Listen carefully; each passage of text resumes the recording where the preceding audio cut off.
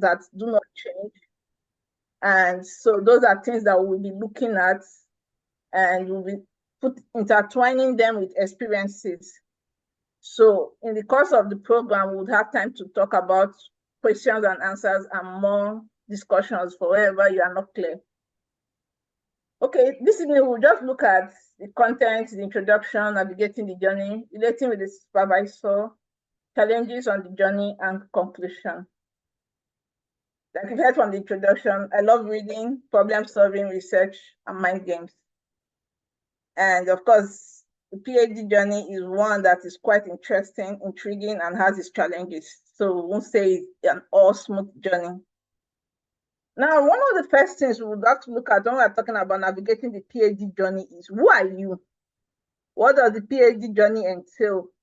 Do you know the funding? Do you know the research types? And do you know the timelines you're dealing with? The truth about PhD journey is that it is your own journey. Despite having your supervisors along with you, family, friends, and everyone, it is still your own personal journey. And so it's very important to know who you are. Now, when we look at the picture on our screen, you can see someone who has to deal with a whole lot of things. And it's that complex. And that's a summary of what the PhD journey is for an individual.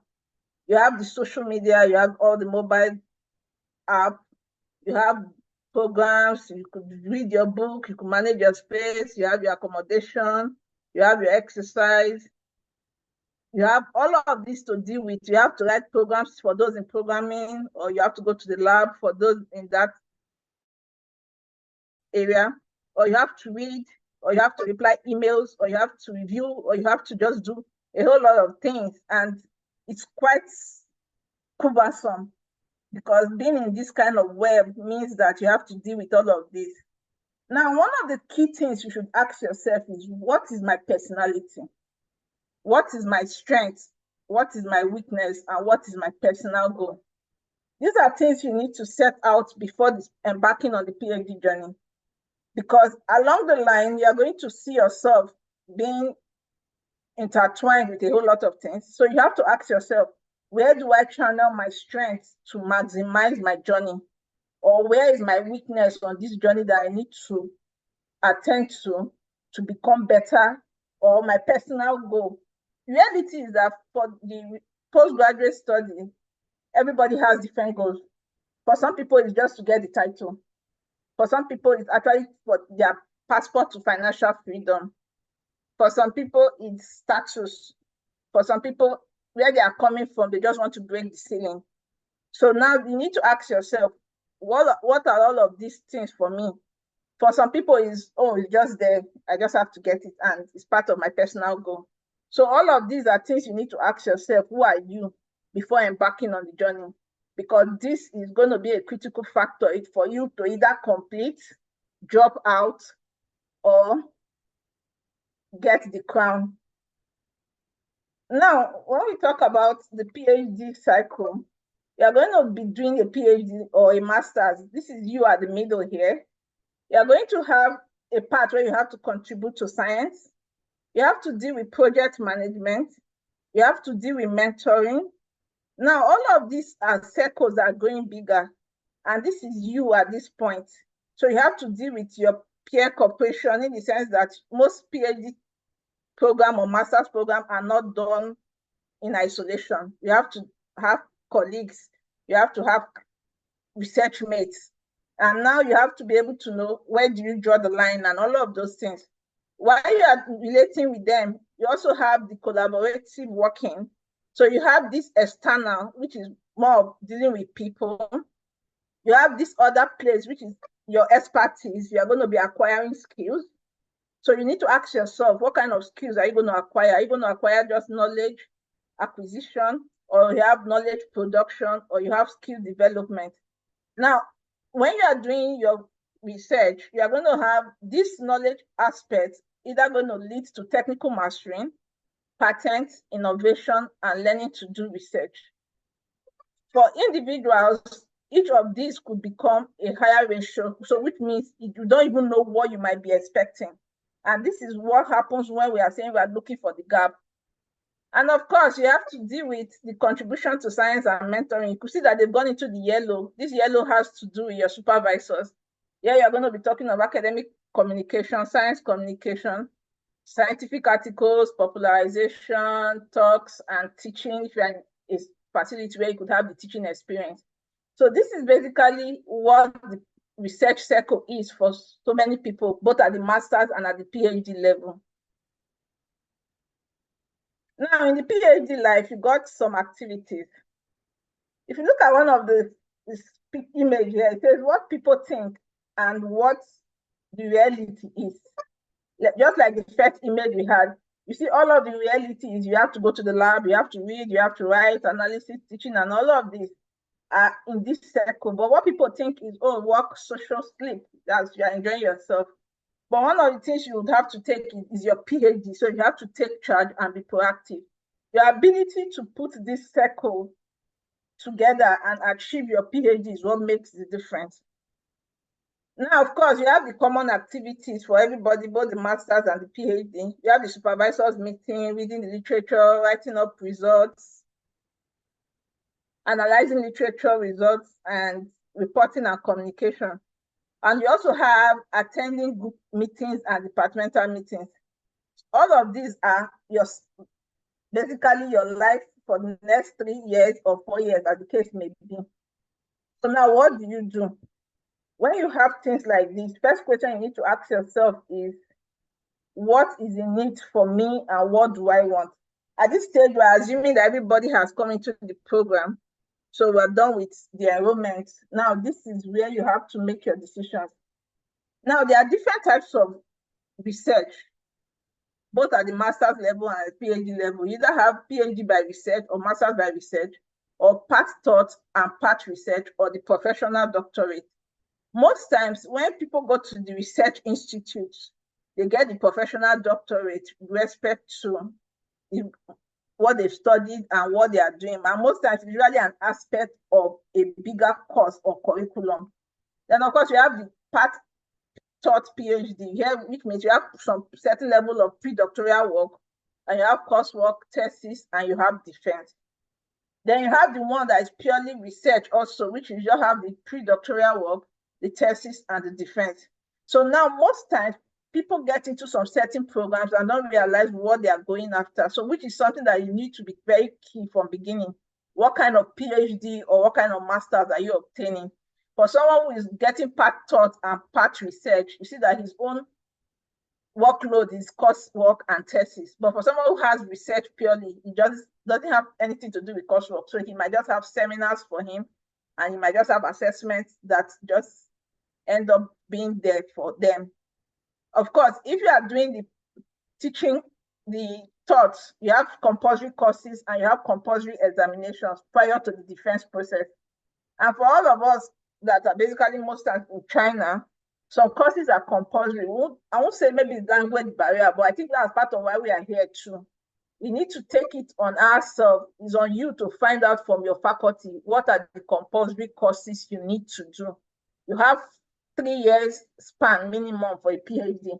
So if in your first year you feel you can take some courses, you could take it in your second year. I don't know if it's applicable in your school, so you could find out what is applicable in your school.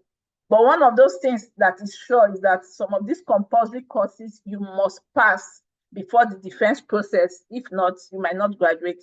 So you need to find out what are the compulsory courses, what are the compulsory examinations. Of recent, China has put in HSK3 as a caveat for everybody going through their government-owned institutions.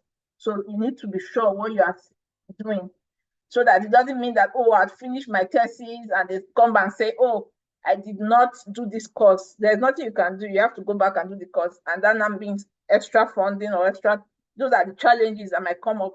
So the earlier you realize what are the courses I need to do, the better. Now we need to look at something about some bullet points on the PhD or master's research journey. It is a marathon, not a sprint. We actually have basically about 3 to 4 years timeline for you to achieve what you want to do. So you need to tell yourself, it is not how fast, but it is how well, how you finish it, which is a personal goal.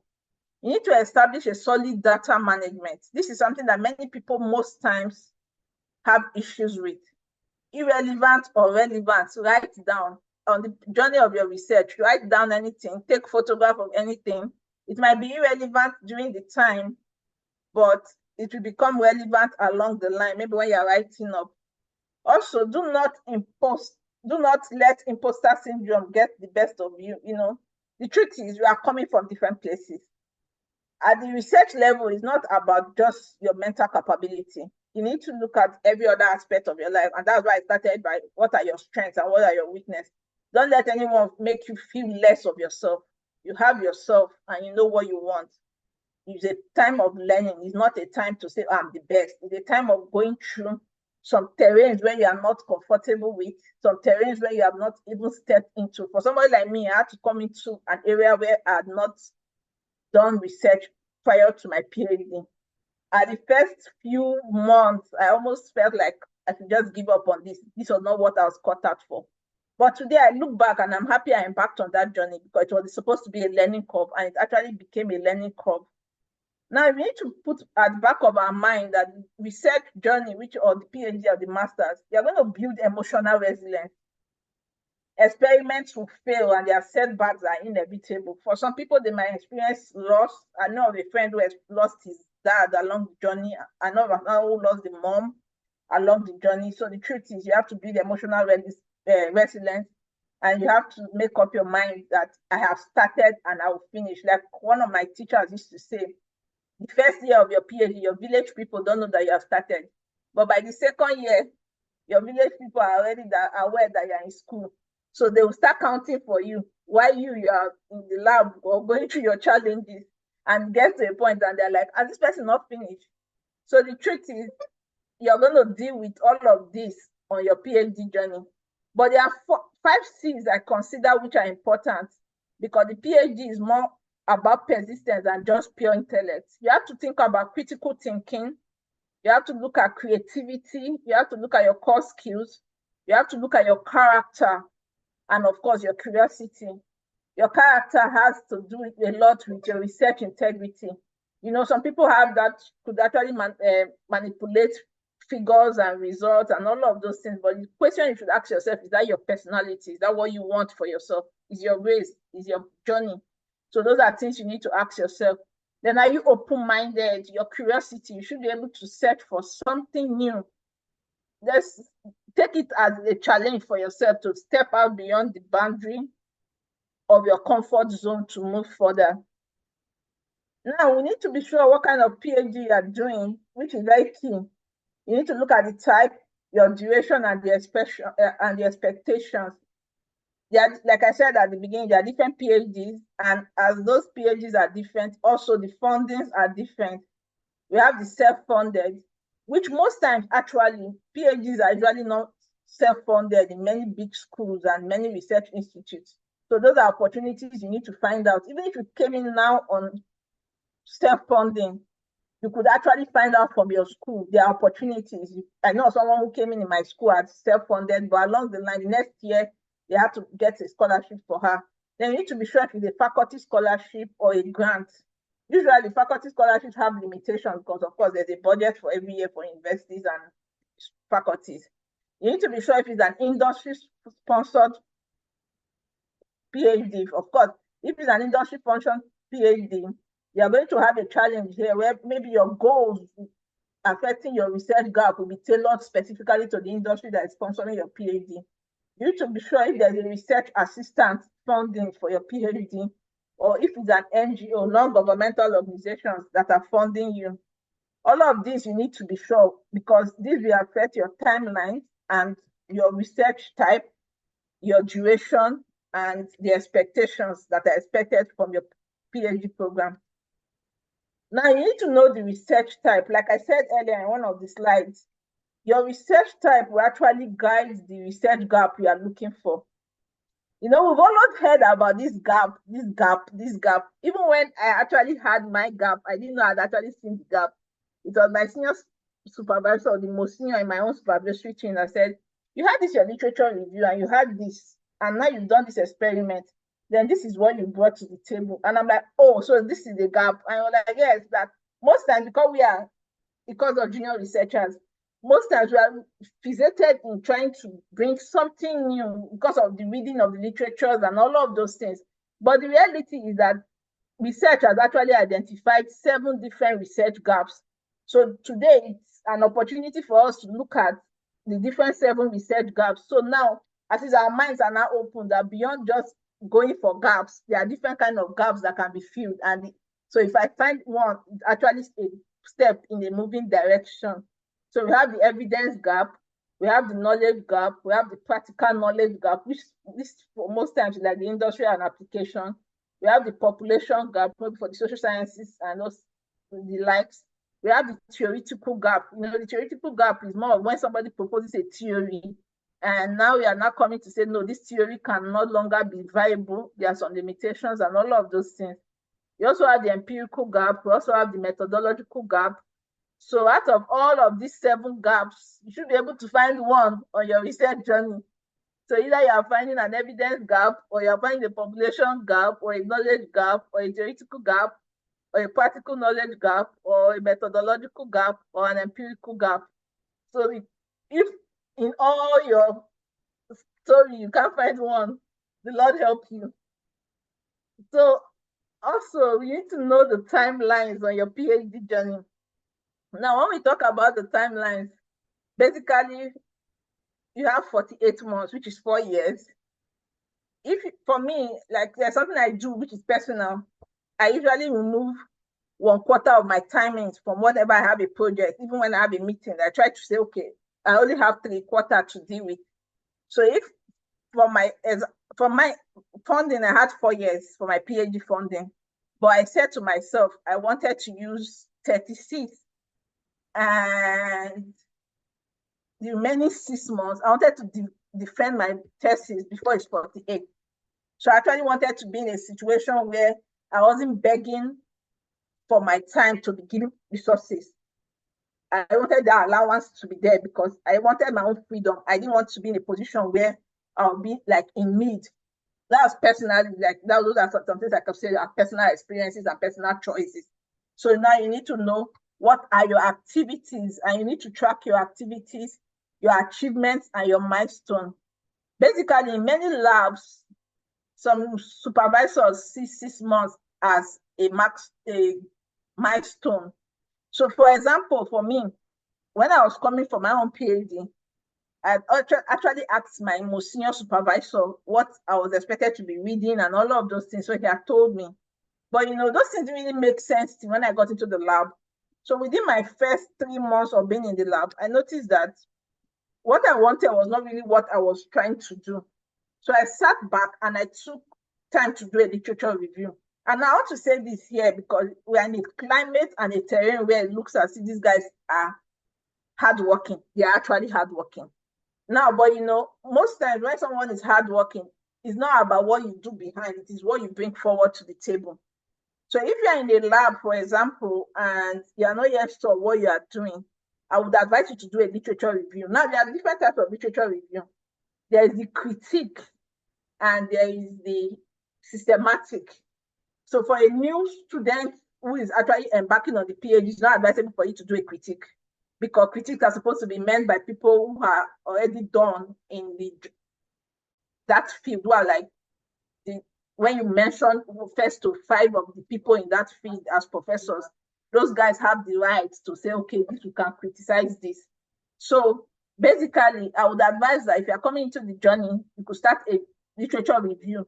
At least you'll be able to show your supervisor something within the first 6 months that you are trying to do something while you are still in the lab, because the lab experiments might fail. Then you need to know what are your annual reviews and what is the timeline. For some labs, the annual reviews are yearly. So after 12 months, after 12 months, after 12 months. But for some labs, the annual reviews are monthly. For some labs, it's quarterly. So you need to know what are your timelines. But for you, as a PhD student, some things should be your major timelines, which is the 24th month. By the 2nd year and the 3rd year, you should have major milestones already. Because after 36 months, you should be thinking of writing up and getting into graduation and all of those things. Of course, we'll be looking at goal setting by our next speaker, so that would not be why I would dwell. But one of the things you should remember is that your goals should be specific, measurable, attainable, relevant, and time-bound, because of course the time is already a timeline for you. Now, we are coming to number 2 for today, which is relating with supervisors. Now, this is me, and I had to deal with 3 people. One of the things was know their personality, know the expectations, and know the boundaries. My experience is one that I look back now and I'm happy. Why? Because I had these 3 supervisors. This was the guy who actually brought me to China. This is the main supervisor. Then this was my fund provider, and this was a member of the supervisory team. This guy and my number 1, this was a student of number 1. So it meant there was a relationship between these 2 people. And I came in. The very first meeting we were to have, this one said he doesn't want to talk to this person because of his own personality and his own philosophy. So I wouldn't have to talk to him. But now I had to deal with these 3. So now imagine where this one doesn't have a good relationship with this, but you are in this person's lab and this is your funder. This one tries to play safe. When I ask him things, he tells me, what is this one saying? Because he feels that he's under this person. And since he's under this one, he doesn't want to go over this one. So on this, I was now forced to make a good relationship between these 3 people. Now, one of the things about life, and that's why we're going to talk about maintaining a good relationship, my present job position was facilitated by this and this. Now, if I had conflict with these 2 people, it would actually lock me at a disadvantage. Currently, I'm in China, and number 1 is not in China. These 2 are in China, and you know, China is a closed system where my friend tells my friend. So now we're going to look at what are the things that happen along the line that play a very key role in our relationship with supervisors. This is a UK trained teacher. They're all Chinese.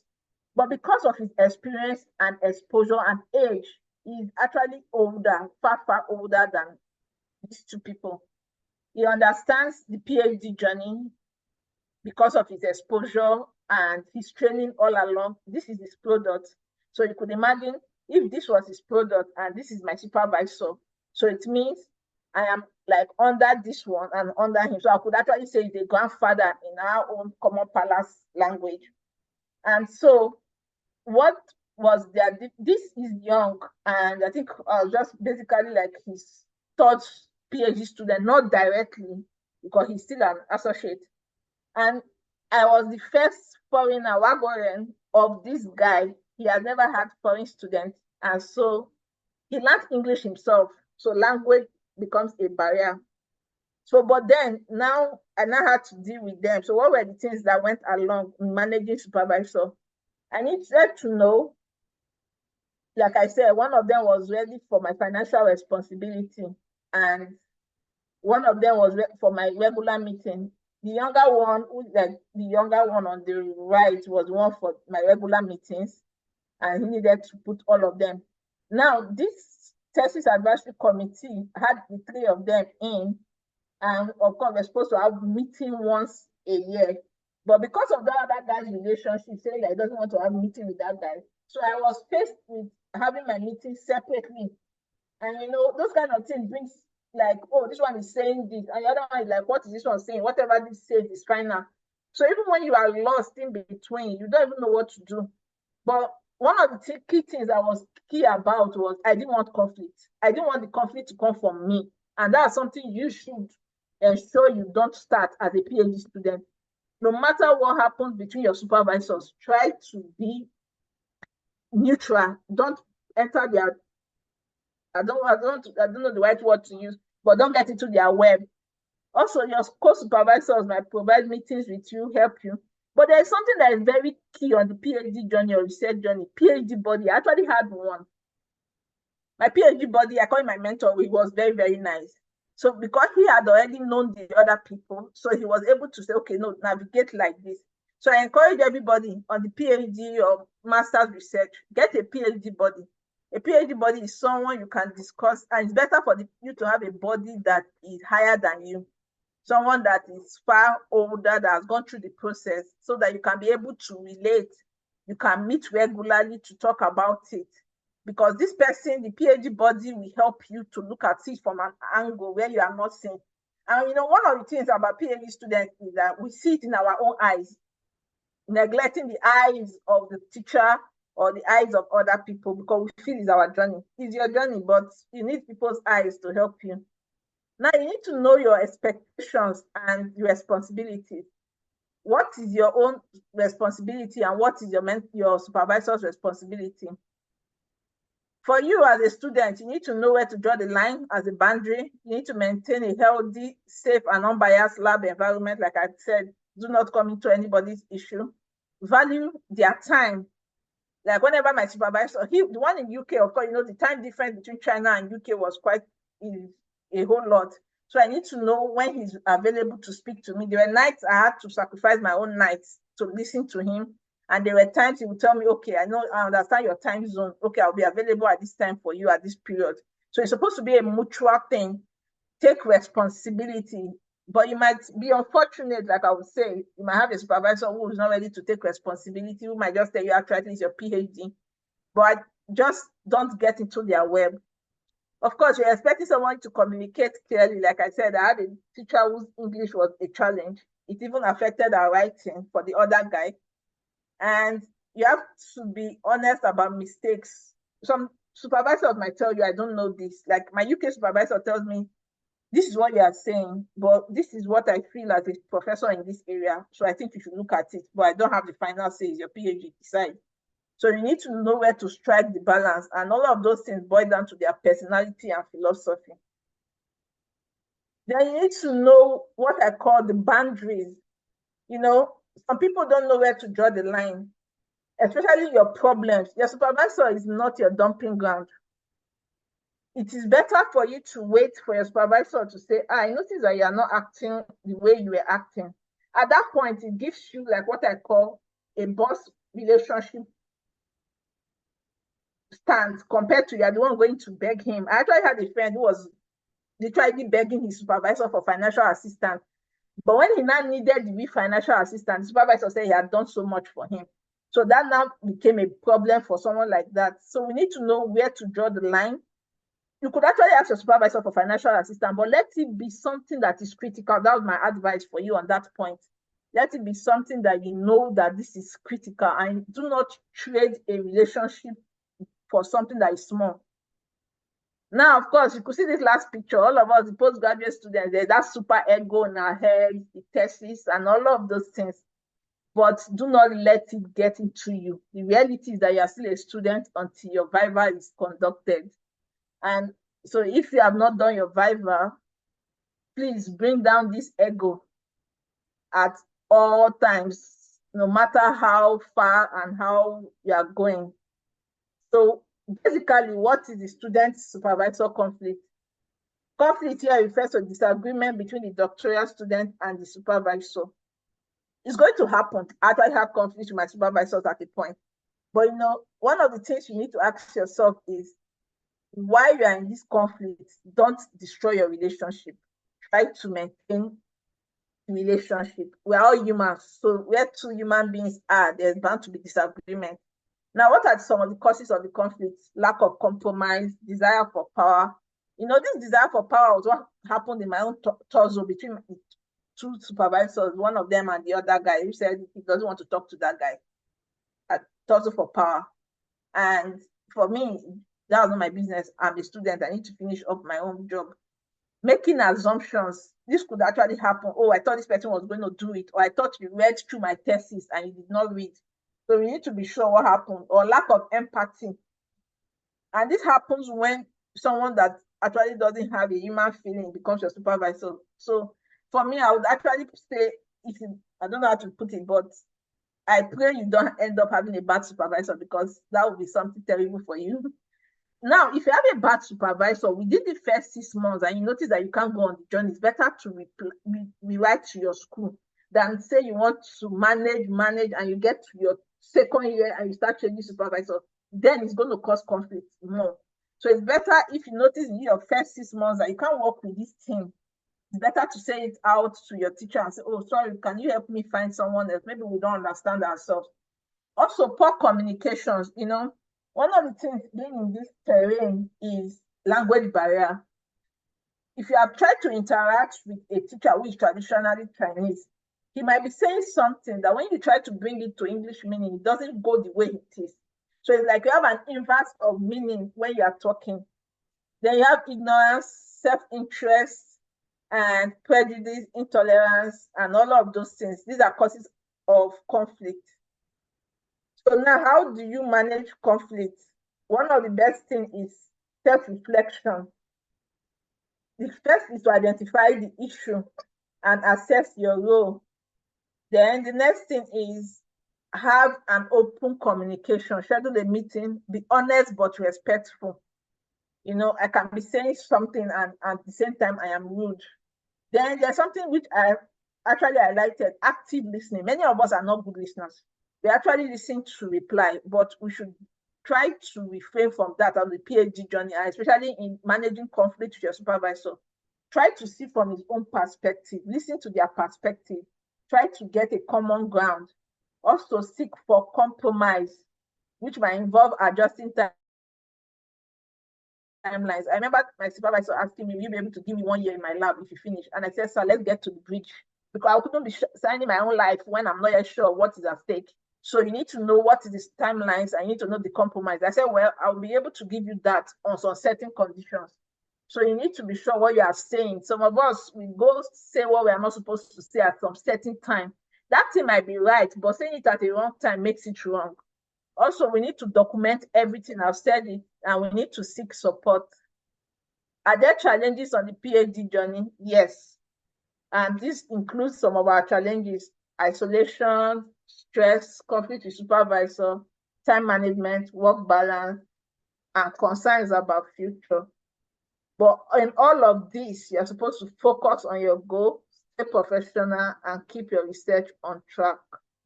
Thank you, and thank you. See you in the question and answer segment. Dr. Toluwanimi. Yes, thank you so much, Dr. Isioma, for that exciting talk. I believe some burning questions are already springing up in the hearts and minds of the people.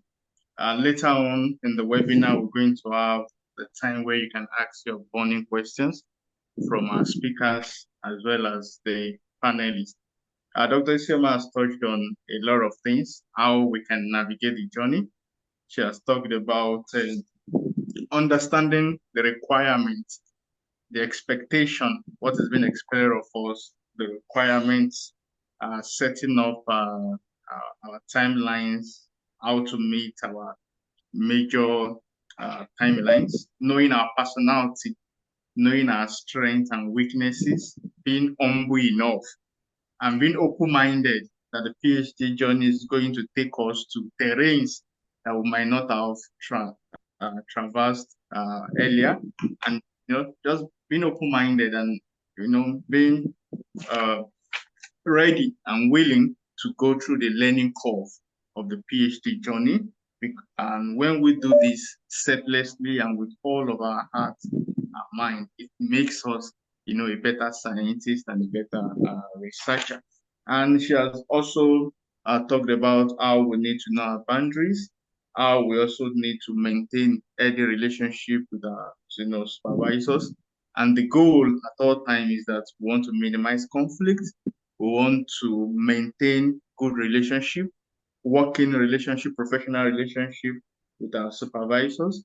And at the end of the day, we want to get our expected goal, we want to achieve our aims. So we don't want a situation where your supervisor becomes a cog in the wheel or an obstruction. No, we want to, be. And she mentioned something that was very striking: being an active listener.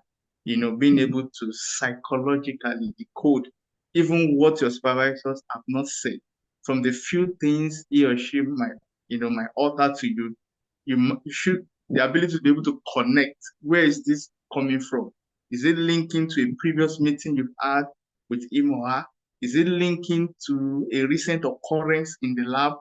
Being able to, give deeper meanings and having, right perception of every little conversation we have with our, mentors, academic advisors. This guides us in order to know the right kind of reaction that we should give to ensure that at all times we're able to, maintain a cordial relationship, that ensures that we have a smooth sail and we have a successful journey at the end. So, in a nutshell, thank you so much, Dr. Isioma, for that exciting and fantastic talk. We'll also be, want to move on to the next talk, but before then, we want to take a brief interlude. We want to have a music interlude for like 3 to 5 minutes, just to give us some time to further digest the talk we've listened to, and then to get to begin to savor and salivate for the next talk. I'm sure the next talk is also going to be amazing. It's going to be, a packed one. And so for just 3 minutes, you could, get up from where you are, take it. Then just then, this is 7:52 in China. And so by 7:57, we'll be moving on. I'll be introducing the next speaker, and then we'll be having the next talk. So we have 5 minutes just to refresh ourselves, and then the next talk will come up. Thank you. So stay tuned, don't go away, and then be ready for the next talk.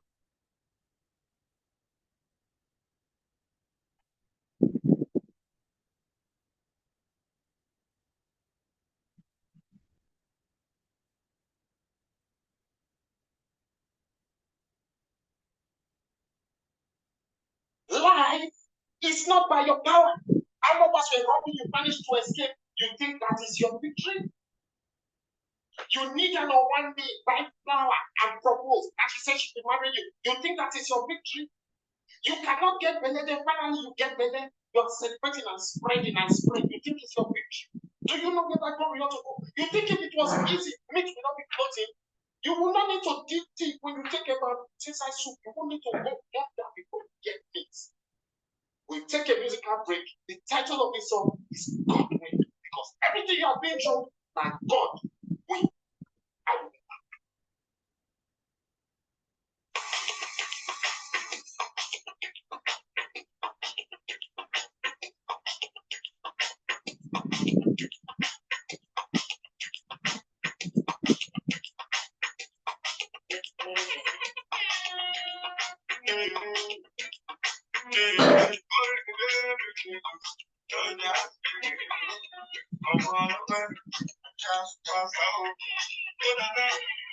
Don't get that last God, and I don't be my hands to God.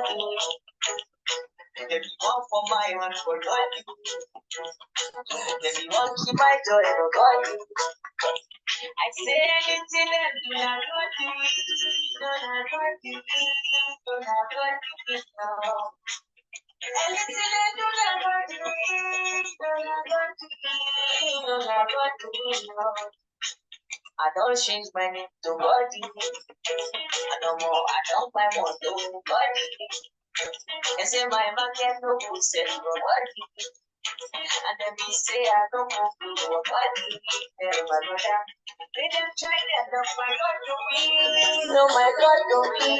No my God to me. No. Anything they do not go to me. Do not go to me. Do not go to me. No. As you don't pass exam, na God you. And then you say you no go pass for God you. You wake up, sit to the last song, na God you. Robbers, they love, they don't see you. They don't see you, my sister. We are pay up, and God you.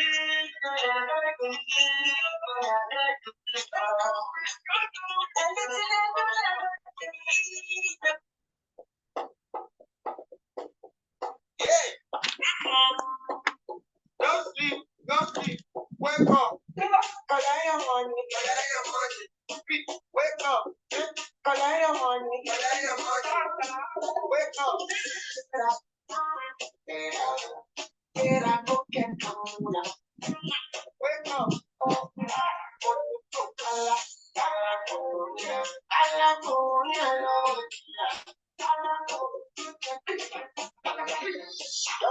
I'm trying. You're supposed to be tight. You look on me, come and stay my love. And you with a fine boy. When I got the right so far, so good. For me, back down. Let me see. Let me see.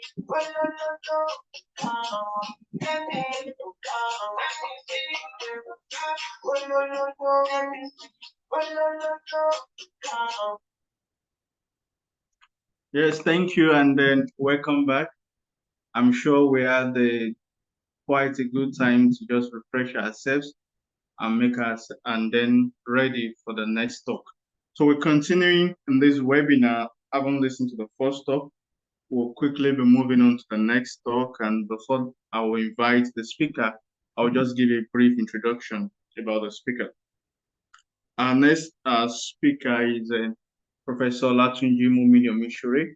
He received his PhD degree in pattern recognition and intelligence systems from the University of Chinese Academy of Sciences. He currently works as an associate research professor in medical robotics at the Shenzhen Institute of Advanced Technology, Chinese Academy of Sciences, China. He has authored more than 60 plus articles and has been cited more than 2,300 times in top-ranked journal and conference venues. He has experience leading and participating in major research projects funded by national and international grant bodies, such as the key National Natural Science Foundations of China, MITAC Accelerate in Canada, Ministry of Science and Technology of China, and Nigerian Tertiary Institution Fund. His research interests include learning-based constraint control, inflexible surgical robotics, computational intelligence, and digital libraries with specialty in data and knowledge mining. With this brief introduction, I want to bring to the floor our next speaker, which will be talking to us on striking the balance and setting our the goals, for success in our postdoctoral journey. Join me to welcome Professor Olatunji Omishore. Over to you, bro. Well, thank you very much, Dr. Kim. What introduction? Please, can you share me? Can you confirm you can share me? Yes, I can hear you. I guess everyone can. Okay, thank you very much. Good evening, everyone. Good evening, good morning, and good afternoon, depending on our time locations. This is a pleasure to be a speaker in this today's webinar. My name is Olatunji Omishore, and today I will be talking on the theme, which is going to be on striking the balance and resetting for a successful PhD study.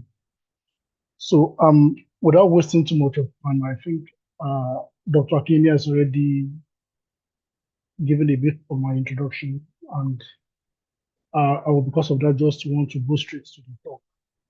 So let me actually set the disclaimer, because some of the things that I will be speaking on may a little bit overlap with what the first speaker has spoken on. Of course, I will try as much as possible to ensure that there's no much duplication. But of course, I would also want to emphasize on some of the points that may be some typical scenarios that are very common in China. So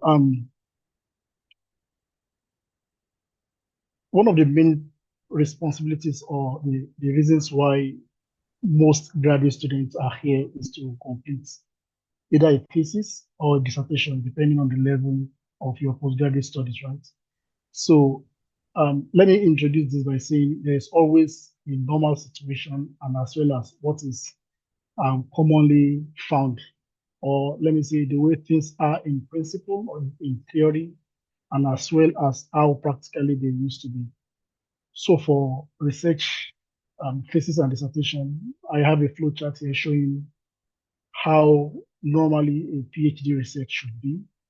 It normally starts by having someone, a PI, or a research expert identifying a research area and then writing the grants, winning the grants, and then bringing on board students and as well as research fellows to come solve the problem. So while writing the grants, the PI may have defined the specific research problem and as well as the technological problem he or she wants to solve. And then objectives may have been set, and as well as a kind of general research plan and as well as the plans for reporting may have been set before time. So this is like a norm. And when students come on board for this kind of research program, what is expected of them will have been predefined, and the kind of skills and as well as the experiences such students will gain during the course of the research will have been preset, which in most cases is found useful. However, it is not always the way it goes. For example, first let me define what is typically common. I cited 4 examples here, which of course the first speaker has also spoken about. What I've given beforehand is the supervisor-defined research, which is a predefined project that has been well set. The problems, the objectives, and as well as the general methodology will have been fixed. And the students are just coming on to solve this problem. Of course, they will be able to do some tweaking, for example, in tailoring the methodology they want to bring to solve the problems. And as well as they may be also able to have some level of flexibilities in terms of perhaps the research objectives, but not the general project objective anyway. So this is typically very common. And one good thing about this kind of research is that it may have received fund before the student will come. So the student or the candidate would not have to worry about funding, and such a person will be much more focused on how to dive into the methodology and as well as the execution of the project. However, from experience, we have also seen that there are some other types of projects which may not be common in China anyway, which are student-defined research.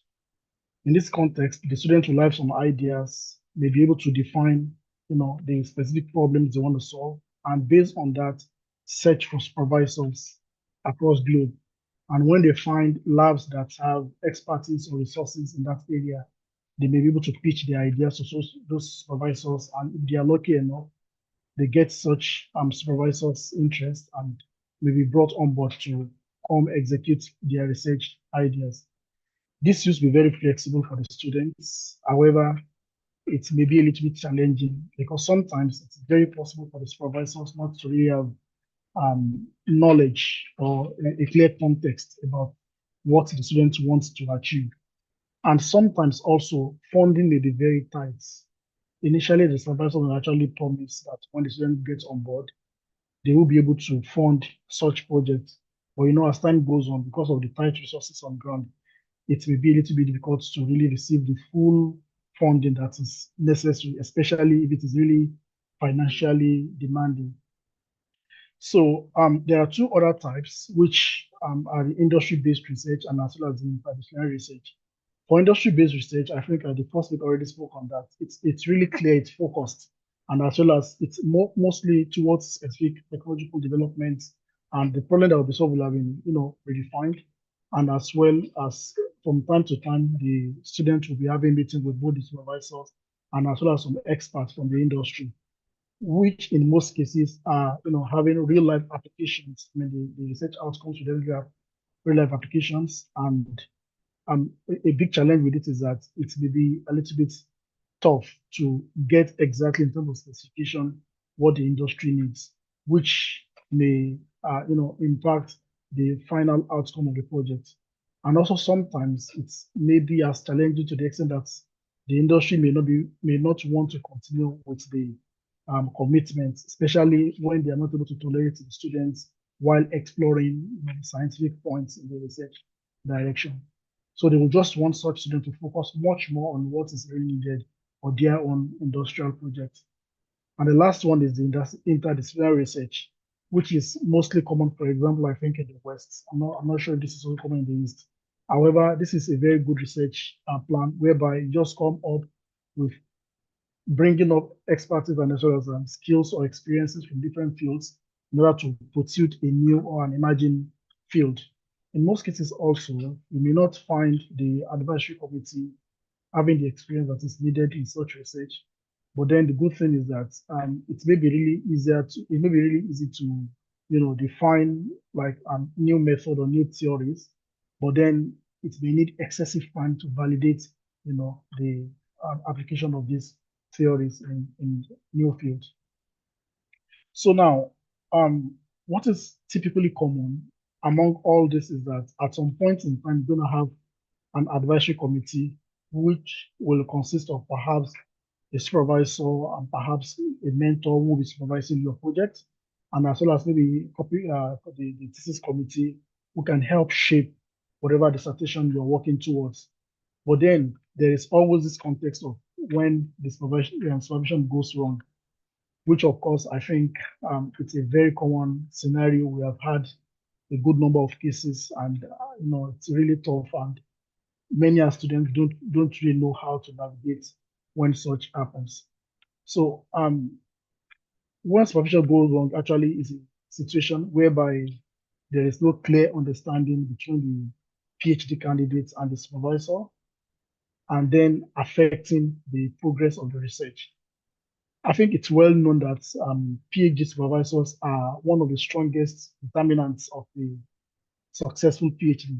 For students who actually have a good advisory committee, like last week, I think, it's really going to be very evident in terms of the outcomes of the PhD, in terms of how they could actually complete the tasks that are given to them, and as well as how they could actually come up with a very good dissertation at the end of the day. In terms of morale and as well as the self-esteem, that's a lot of advantages. And but then it's also very common that sometimes or many times such opportunity is not in place. So I will much more focus on how can you as a PhD or master student get the journey going when you find yourself in this kind of worst case scenario. The first thing I would like to emphasize is that this is not a single case that you feel you are the only person in there. In fact, I have to say that by interacting with a lot of PhD students and candidates, even here at the Chinese Academy of Sciences, it's typically very common to find a good number of PhD students in this kind of context. So the first thing you need to know is that you should know that you are not alone, and also admitting or understanding the point or a fact that this is your PhD.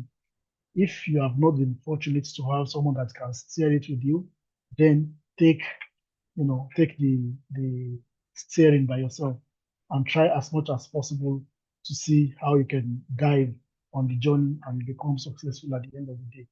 So one of the things you would have to start with is first to understand your limits. What are your limitations in terms of your skills and experiences, perhaps from prior projects or previous degrees you have attended, and then how you can actually take this, build on these limitations in order to build on your skills and see how you can still achieve the objectives of your PhD. Then another very important point here is that you must be able to seize opportunities when they are available. Opportunities they are everywhere. It's only left for such a student to be able to identify one, and as well as to be able to utilize it at appropriate time. During PhD, you should be ready for this kind of mental stress. It's going to be a very strong one. You're going to be on a very unique journey whereby when you are trying to describe that journey to others, in fact, you will almost find out that no one can really understand you. because you are the one on this journey. So you will be somehow, let me say, oppressed or depressed.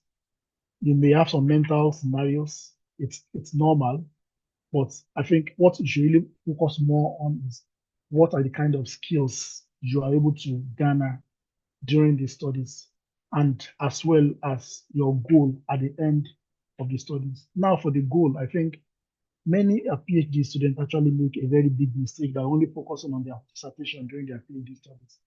In fact, the essence of PhD is to train you as the next generation or future generation academic. So that means there are a lot of skills and experiences that are expected of you after the dissertation, and this is what can actually keep you going after the whole journey of your PhD. So therefore, you have to seek diversity during the course of your PhD. What I mean by diversity here is that you have to seek different kind of skills that will be really useful for you, both on the journey of your PhD and as well as while searching or working as an academic in a university or research institutions. So, what are the keys to a successful PhD journey? Like I have said earlier on, and as well as still confirming what the previous speaker already explained to us, one of the most important indicators for a successful PhD is mentorship. Or let me say, PhD students cannot do without mentorship, or it's hard to do without mentorship. So the very first step you have to take while starting your PhD, or even before starting your PhD, is to ensure that you have actually selected, identify and select the appropriate supervisors, people who have skills in the research area you want to work on, people who have worked so much in that area, who are willing to work based on their antecedents, who are willing to work on that area. Sometimes you may not find a lot of such relationships from your supervisors. Then you would have to turn onto your committee advisors, that is the thesis committee, who may also be your advisors. These two types of supervisors are actually very important.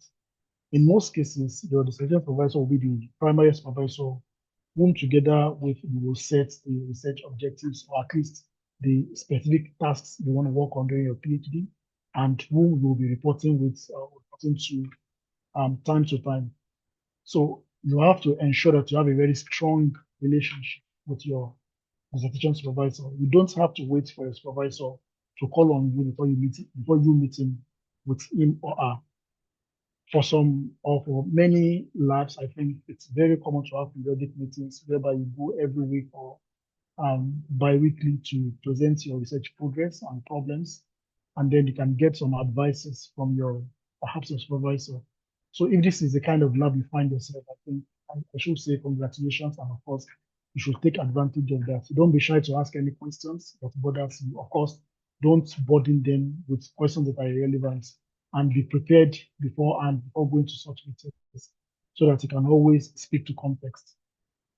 And at the same time, if you are not that fortunate to find yourself in a lab whereby they have such periodic meetings, then you must find ways via which you can meet with your supervisor. The key point here is that you must ensure that you have a very strong relationship with your supervisors, and of course with your thesis committee members. I think in China, it is not really common to have such interaction with thesis committee members, especially for the first 3 to 4 years of your PhD. I think it mostly comes towards the tail end of a PhD. So your thesis committee advisors may actually be other PIs in the labs or in the research institutes where you are working, and then those that you find that they are working in very close areas as yours. It's always good to have sessions with them, maybe a coffee, and just chats, or attending seminars or webinars in the institutes and chat with them, explain to them what your problems are, your plans, and take advices from them. So I think this is one of the first important points you really have to put to mind. From day one, it's really very, very important to establish strong relationships with your supervisor. So now the question is, like I said earlier on, what happens when the supervision goes wrong? At this point, you must be able to identify how you can get some other human resources that can help you. So the first thing is you need to know who a supervisor is and who an advisor is, and as well as who a mentor is. It's very common to have supervisors who are not definitely advisors or not mentors for you. And it's typically common also to have supervisors who may be advisors, but then they are not mentors. And then the best case scenarios is when you have the three in one. You have someone who's your supervisor, but fortunately for you, is also an advisor, and most importantly, is also a mentor. So a supervisor is someone with whom you can actually, form the whole length and breadth of your research, including selecting the right courses that can help you achieve your goals, your intended goals during the course of your PhD. And with this fellow, with an experienced fellow in the field, you should be able to, shape and direct the choice of your study from time to time beyond the time of your coursework. So this is someone that you have to go to for feedback, like I've said periodically. And then one of the responsibilities of a supervisor or an advisor will be someone that helps you, review your plans, including your drafts, your manuscripts, even your thesis and dissertation, and even your experimental plans or research designs, and then provide constructive feedbacks on such plans, which will help, you to navigate on your plan. But then it's also very common such that you may not be having such resources. I mean, in terms of feedback, I have to emphasize that feedback is very important during PhD. You must ensure that you are getting a feedback on your studies. Don't just use your own eyes or your own minds to direct your PhD. So now, if you are not fortunate to be having this kind of feedbacks, I mean, a constructive one, or what you are getting from your supervisor or the person that is, advising you is a toxic, kind of comment or, destructive comment or things like that, it happens. I think, like I've said earlier on, the first thing you need to know is that you are not alone. And then at this point, you should know that you have a supervisor and not a mentor. You have a supervisor, not an advisor. And what is most important here now is you definitely need to seek for a mentor. And I think it will be much more destructive if you keep this to yourself and you don't try to look for someone that can, serve as a mentor during the course of your PhD or your research program. Now, a mentor doesn't necessarily have to be someone that is skilled in your area, your very specific research area, but it should be someone that has research experience, someone that can, from, his or her experience, give you insight on, okay, if you do things like this and like this is normally how it should go. Someone that can think deeper than you and can also advise you both in terms of your academic progress and as well as personal, life. Sometimes you can get that. And this can be in terms of just an individual in your research institute, someone in your lab, and as well as from your community. And I strongly encourage having such resources from one's community. I mean, this is someone that can really understand your background, who you are, and as well as speak to that, and based on that, help you to navigate better on the course of your PhD. So now your mentor is going to provide with you or for you this personal relationship, which goes beyond supervision, of course, and as well as going to give you both the moral and emotional support that you need during the course of your PhD. In the best case scenario, you will find this person also being like a role model to you. It's very important. I think one of the best ways to work in any professional or in any career is to have a role model, someone that you can look up to, someone that you can, based on the steps he or she has taken, follow suit. Of course, it's still going to be very different, but then you can have some general guidance from such a person. So, like I said earlier on, that it may have been that you have a kind of contextual PhD study, which may be supervisor-based, it may be student-based, industry-based, etc. So now, if unfortunately you have find yourself in this scenario whereby your supervision is going worse, how do you want to, still work with respect to the focus of the lab or the research plan of the lab, and as well as still give yourself that opportunity whereby you can have the chances to learn and as well as achieve your research goal. So from experience, I think the first thing I would suggest you doing at this point is you should be able to re-engineer your PhD journey, of course, with respect to the general plan. Re-engineering here means that you should try as much as possible to see how you can redefine the research problem you're working on in a way that will match what has been predefined by your supervisor, and as well as will follow suit with the experiences you have. Because I think it will be catastrophic if you are working on a research problem where you don't have skill and experiences, and as well as you don't have support, maybe in terms of supervision or mentorship, and at the same time you don't have skills on that project. So the best thing you can do here is to find a common place between your skill and experiences, and as well as the research plan on your lab. And second thing you would have to do here is now to look for ways you can set up a visionary study. I mean, a prospective study that can take you, 3 to 4 years, not a study that once you finish the first subtask, you're going to break down on the journey. So you should look for something that is really visionary that can take you 3 to 4 years or 2 to 3 years, depending on the length of your PhD study. And as well as it has to be scalable. It has to be that, you can subdivide such a study into different parts, and then you can take it, or you can take them one after the other. So much that at each point in time, you are focused on a specific key issue or research problem. So the general advice here is that on a PhD study, at a very point in time, you must ensure that you have a very clear goal, a very specific, problem you are trying to solve. So how do you set such objectives, especially when you're working in a field which, for example, is emerging? Of course, you have the background skills.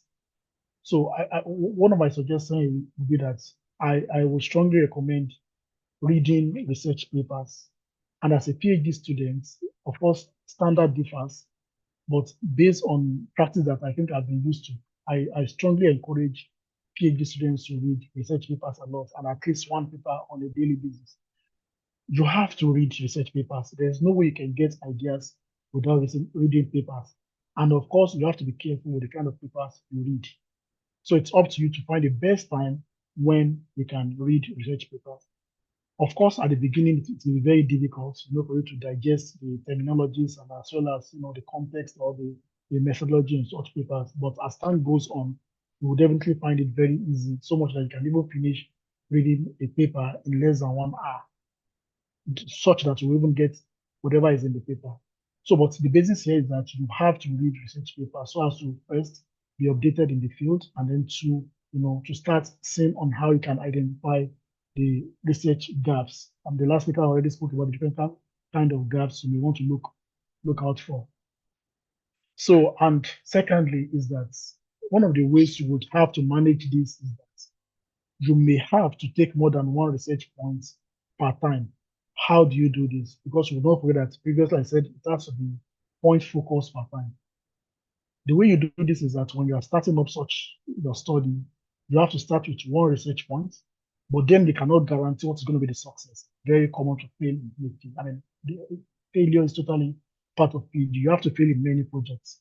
Like while I was doing my PhD, I used to tell myself, I can tell you more than 99 reasons why this thing is not working, but I still don't know the same good reason why or how it will work. So it's normal to fail. And in fact, you learn better while failing. Don't expect everything to go smoothly. And if that is the case, it may be that you're only deceiving yourself. So now when you start the first research point and you find yourself in a situation whereby you are getting used to it, you're already advancing, at that point, it may be better for you to start thinking on how you can add one more point, because you have to, parallelize your task. I'm going to speak more on that when I get to task scheduling. And then second reason is that sometimes you may be spending too much time on a given task, on a particular task, that eventually you would have been seeing signs that this task will not work or this method will not work. So at that point, it may be better for you to start, adding one more research point, so that even if at the end of the day, the prior one or the previous one did not work, you will still not see yourself as to have wasted your time in advancing your studies. Then another very important point here is that you have to present your work often. This goes in two directions. If you find yourself in a lab where you have periodic meetings, I think you don't have to worry too much because in fact, this is part of your, weekly routines. And of course, it may be common to have research labs whereby, for some reason, maybe the PI does not really focus on your development, your progress in terms of the methodology or how you are learning or what you are learning. But then you only focus on what you have done, which is also not very good, right? So you may also have to look for some other, groups, some other research groups, maybe your fellow students or some other, online groups where you can actually have opportunities to present your work.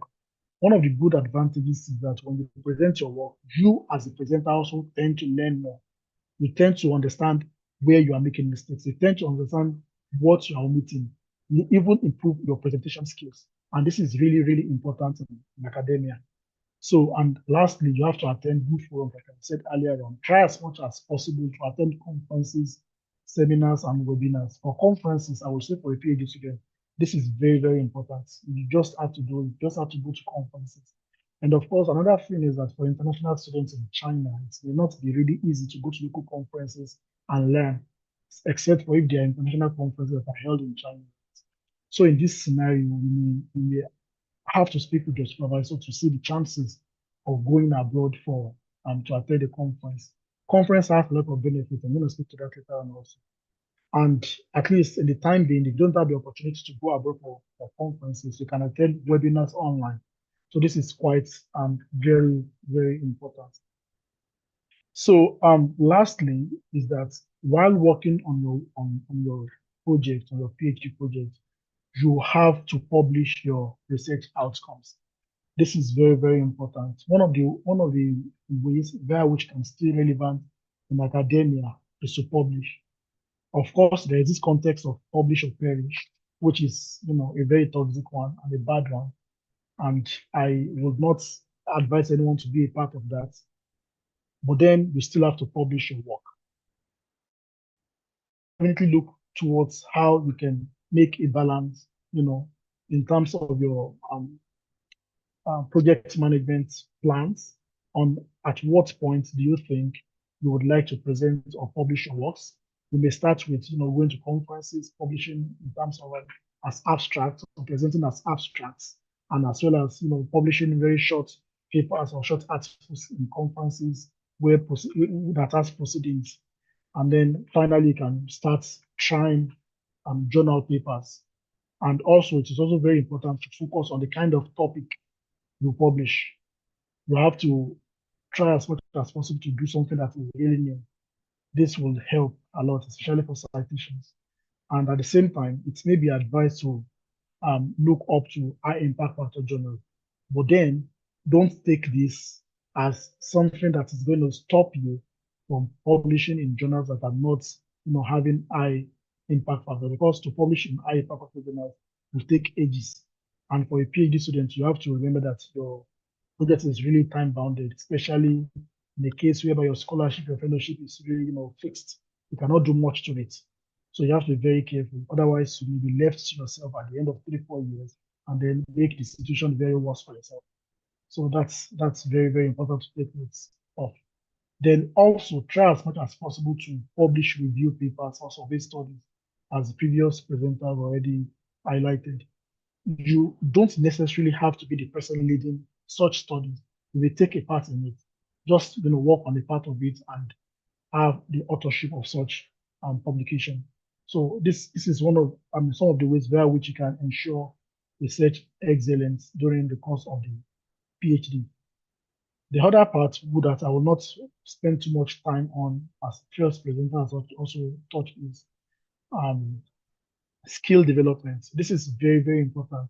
But in a nutshell, I will say ensure that during your PhD, you are gaining transferable skills.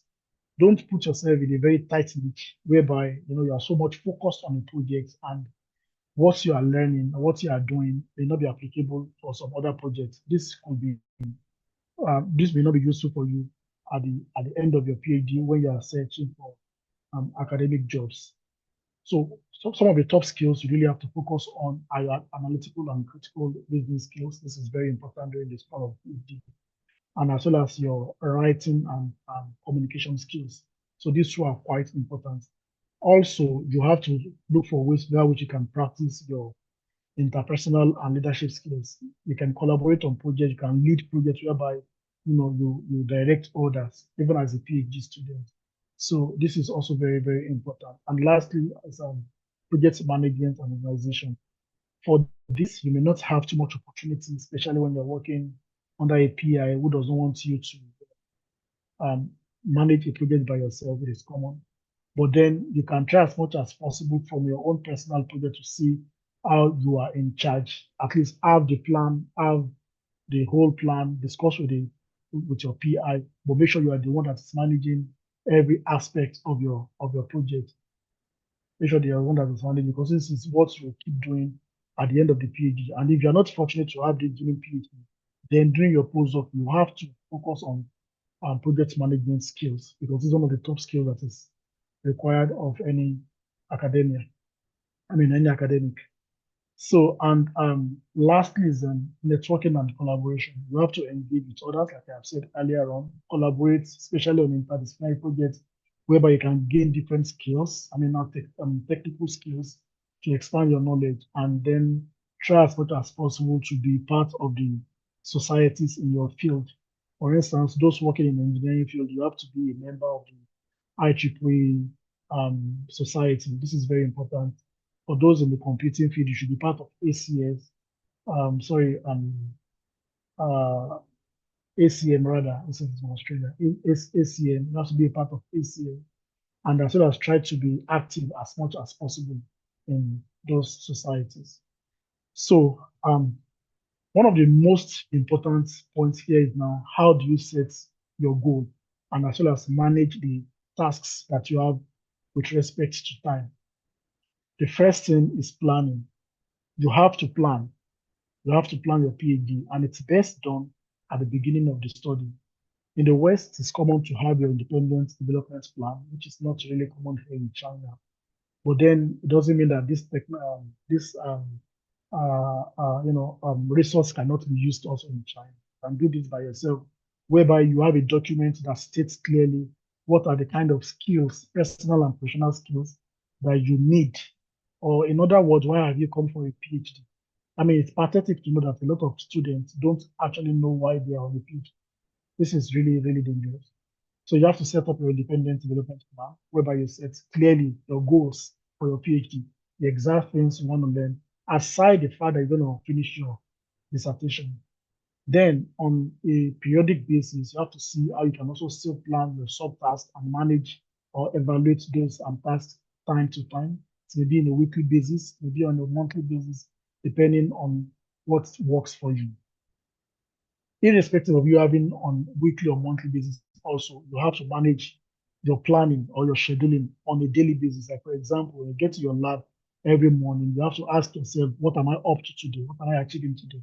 The best day for you as a PhD student is a day whereby you reflect at the end of the day as far what have I done with respect to my plan at the beginning of the day.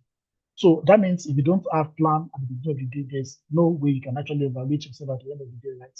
So typically the best thing to do here is that at the beginning of your day, you have to write out your goals, what you really want to do, and then make sure you set concrete goals, very discrete goals that you can count, goals that you can, that are feasible.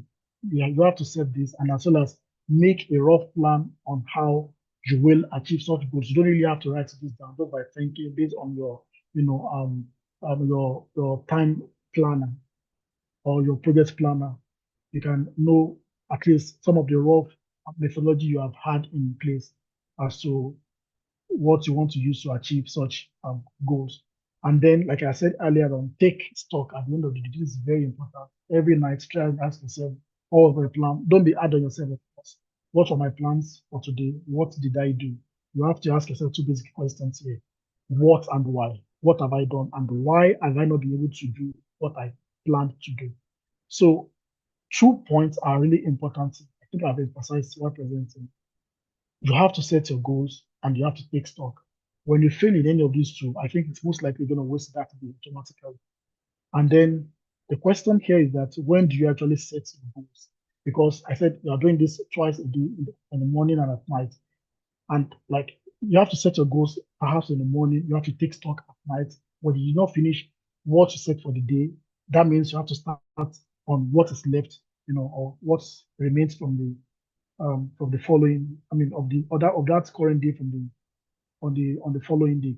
So the question here is that should you actually delay setting your goals till night?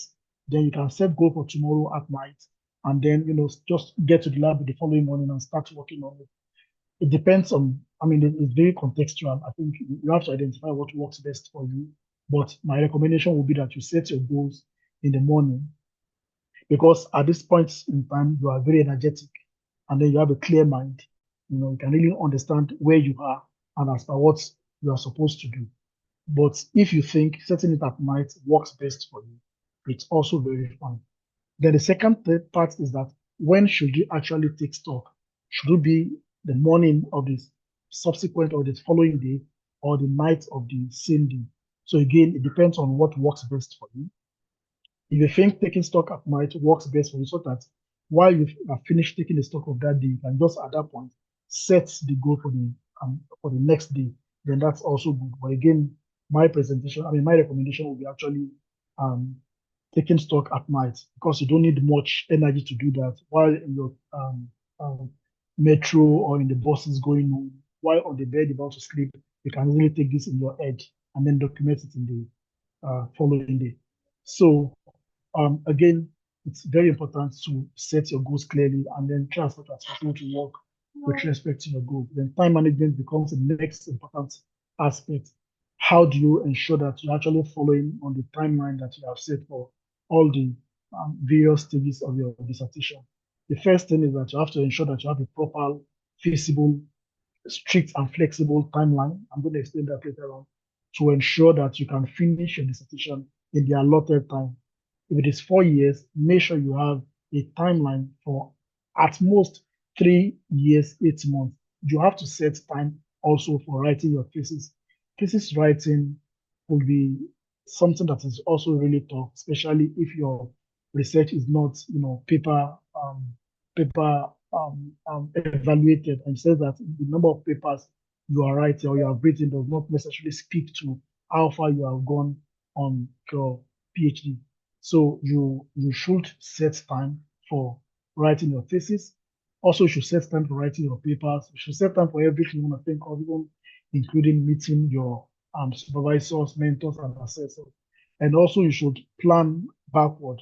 Planning backward here actually means that you should be able to ensure that you have well-defined deadlines you want to achieve. For example, conferences you want to submit your papers to, and ensuring that you finish the task and the work you want to submit to such conference before the time or the deadline for the conference would come.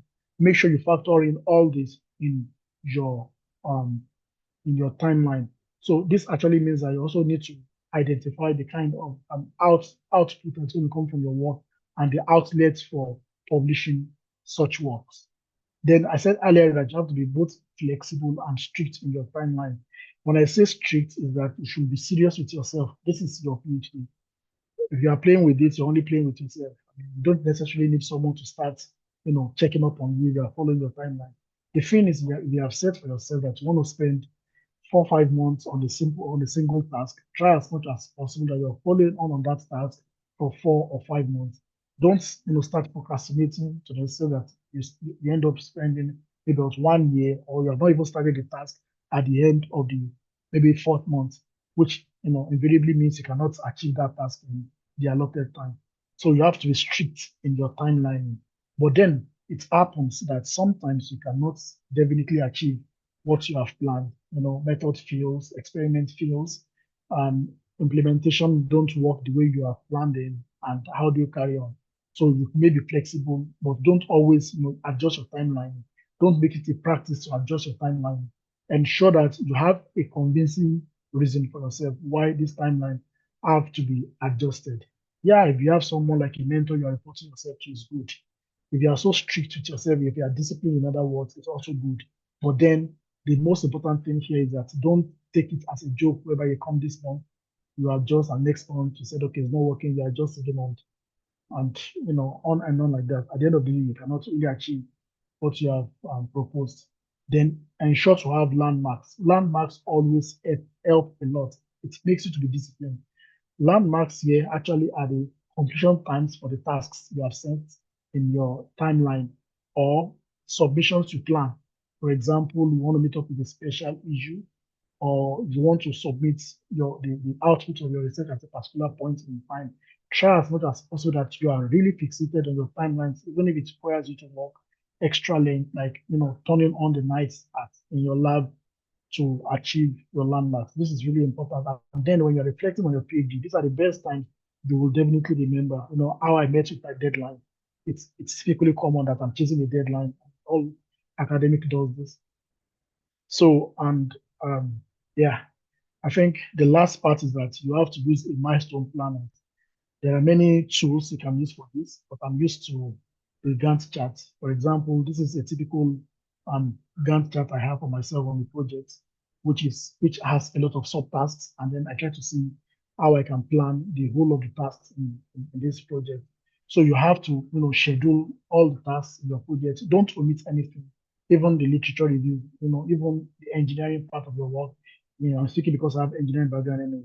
So what I'm trying to say here is that don't omit anything in your timeline. I mean, while scheduling the tasks, try as much as possible to document everything you want to do and allot time that you would want to work on it. It may be in months, which is not really good, in weeks, which I think is a standard. How many weeks you want to spend on a particular task. And like I said earlier on, try to parallelize, try to ensure that you have some multiple subtasks that can be run in parallel, because sometimes for many reasons, shit just happens. Things don't just work. Things are just out of control. In fact, when your implementation could go right, resources are not available. Does it mean you have to stay still until such resources will be available? So then you have to multitask, right? You have to just get on another project or another task whereby you can save your time while waiting for such resources. Another important part here is that I have said a lot. You have to ensure you have excellent research. You have to, plan your time. You have to do all these things. But then you also have to find a way to balance the research life, your learning life, and as well as your personal life. For those that are with their families, try as much as possible to give time to your family. Ensure you have, a very strong balance between how you manage your time and achieving your task, and as well as how you manage the stress that comes. Because all this things I have said earlier on brings prayer to your mind. That is for sure. You have to go in the morning with fresh mind and then come back at night with a very prioritized mind. Then when you do this too often, you may end up breaking the mind.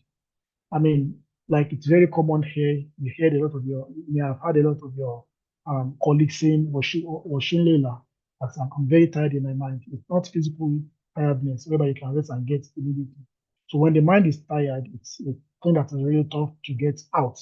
So that means you have to ensure that you have ways of distressing yourself, and you have to have stay clear. You have to things that interest you, like your hobbies. You have to do them in between, so as to ensure that you are not accumulating too much stress, and as well as ensuring that your mental well-being is well checked. Then another thing that I have also observed among many students here in China, especially Nigerian students, is that they tend not to explore around, all in the name of PhD. In fact, it's a wrong perspective to PhD when you don't understand your environment. PhD is not just this academic thing that you sit in the lab day to night, day by day, month by month, and at the end of the day, you just finish your dissertation, and that's all. No, it's meant for you to actually discover. You're discovering in your field. So at the same time, you have to discover your environment. You have to move around, travel when necessary. I mean, your Chinese colleagues do this. They do this a lot. Like you may have observed in this time, they are not in the lab, right? So why would you have to stop yourself in the lab also? So the most important thing here is that ensuring a well time management skill, so much that you can enjoy your life and as well as still explore as much as possible. So typically, I will just leave you with this: the SMART goal framework. You have to understand at the beginning of your PhD, it's quite important. You are here for two things. This is just the summary.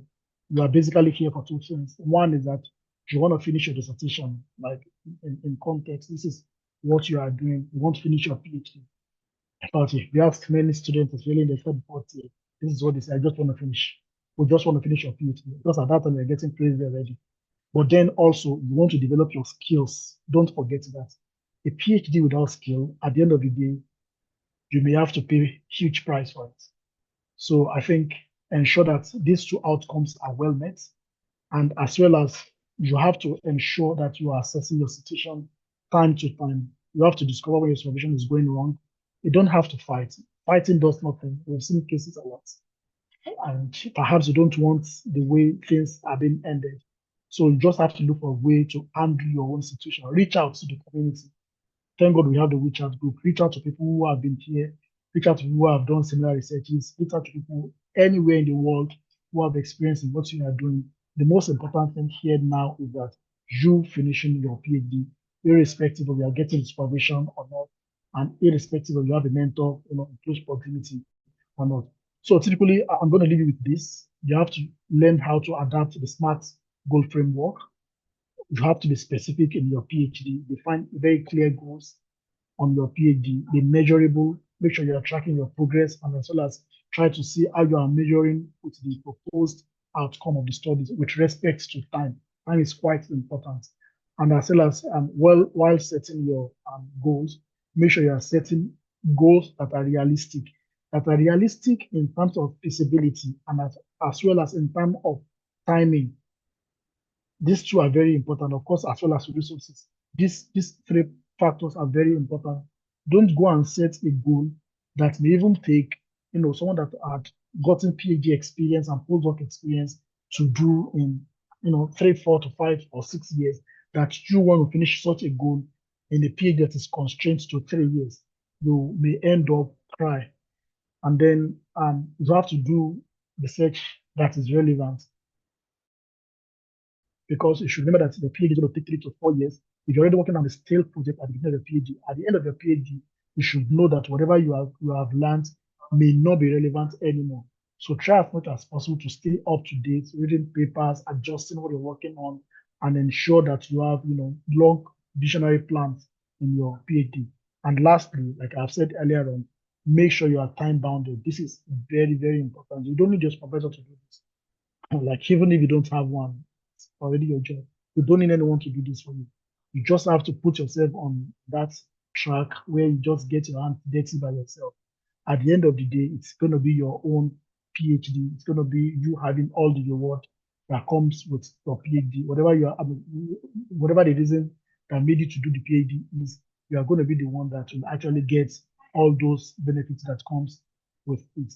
So, all in all, I think I have said everything I planned to present today. I just summarize everything here.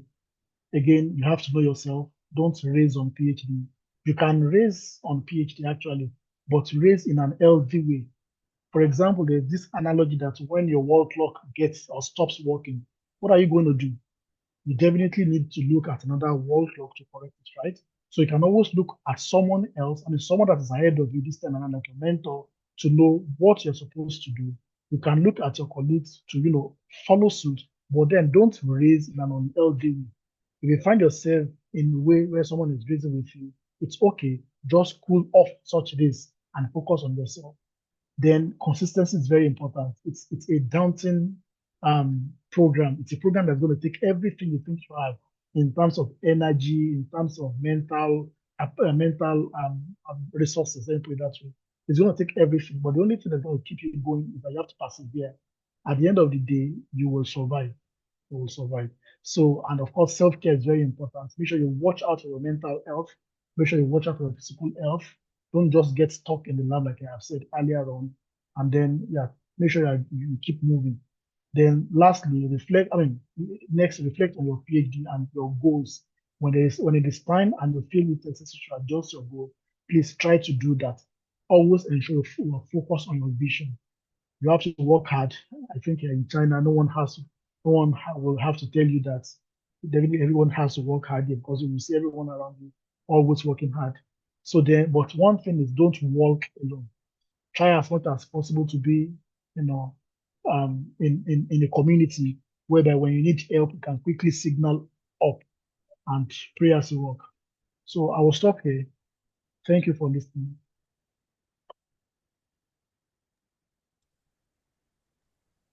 Wow. Thank you so Dr. K, much. back to you. Yes, thank you. Thanks so much, Professor Mishore, for that elaborate, impactful, and then exciting talk. We all enjoyed it, even though the talk went much beyond the time, but then to tell you how much we enjoyed it, we just had to, take the sacrifice of the time to fully get everything you were dishing out to us. Thank you so much for that. And we'll go on to the next section now. I believe from these two talks, a lot of questions, a lot of things that pop up in our minds, and we are eager to ask our questions. And then shortly, we'll be going to the Q&A section. But before we do that, I'll do two short tasks. The first task is that we want us to kindly fill a questionnaire which has been posted in the chat box.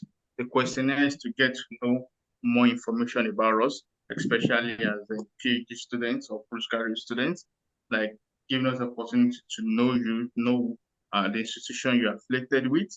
Are there any challenges you're facing currently in your research? And then perhaps just like the two speakers have mentioned, they need to have a network of mentors, virtual mentors, mentors that could complement or stand in the place of our main supervisors. So for us to keep these the webinar going forward, we've created a form. It's currently in the chat. So please just click on the link and then just fill up, the form, and then we can get this information, and then we can have more contributions and, get back to us, based on on those forms, and still seeing how we can, help ourselves the more in navigating this journey as Nigerians, as Africans, and ensuring that we are able to make success of our postgraduate studies and research here in China. So that is it about the link. If you cannot find the link, I think the link will be reposted. The link will also be reposted. I guess some other messages have prepped up. Yes, the link has been reposted just now. So you could check the chat box and you could see the form there. Click on it. Also, the QR code is on the screen already. You could also scan the QR code and then fill in the entries. And that way, we can have your information and can also get back to you, especially for those who might need one assistance or the other in terms of mentorship assistance towards the success of their programs. Thank you so much for doing just that. And so we want to move to the last part of this webinar, and that's the Q&A. And to do justice to our questions, although we're slightly running out of time, but we believe that we will be able to sacrifice maybe some 20 extra minutes for us to do justice to the last part of this webinar. So for our Q&A, we'll be having a group of panelists who will be doing justice to all our questions. We have 5 members who will form the panelists. And so the first person will be Dr. Mrs. Ishioma Ado, which is our first speaker, and then Professor Olatunji Omishore, which just second speaker, the speaker that just finished presenting to us now. Next, we also have Professor Temitope Emmanuel, Dr. Mrs. Olambo Motolani, as well as Dr. Yomi Osotui. So these 5 individuals who have also gone through the postgraduate journey here in China, and some are already members of the academic, faculty members, will be attending to our questions. So if you have a question, you could just use the raise your hand option on Zoom, and then I could call on you to unmute your mic, ask your questions, and thereafter, we could assign one or two of the panel members to answer such questions. So please, if you have a question, use the raise your hand button. Let me see how many questions. Burning questions?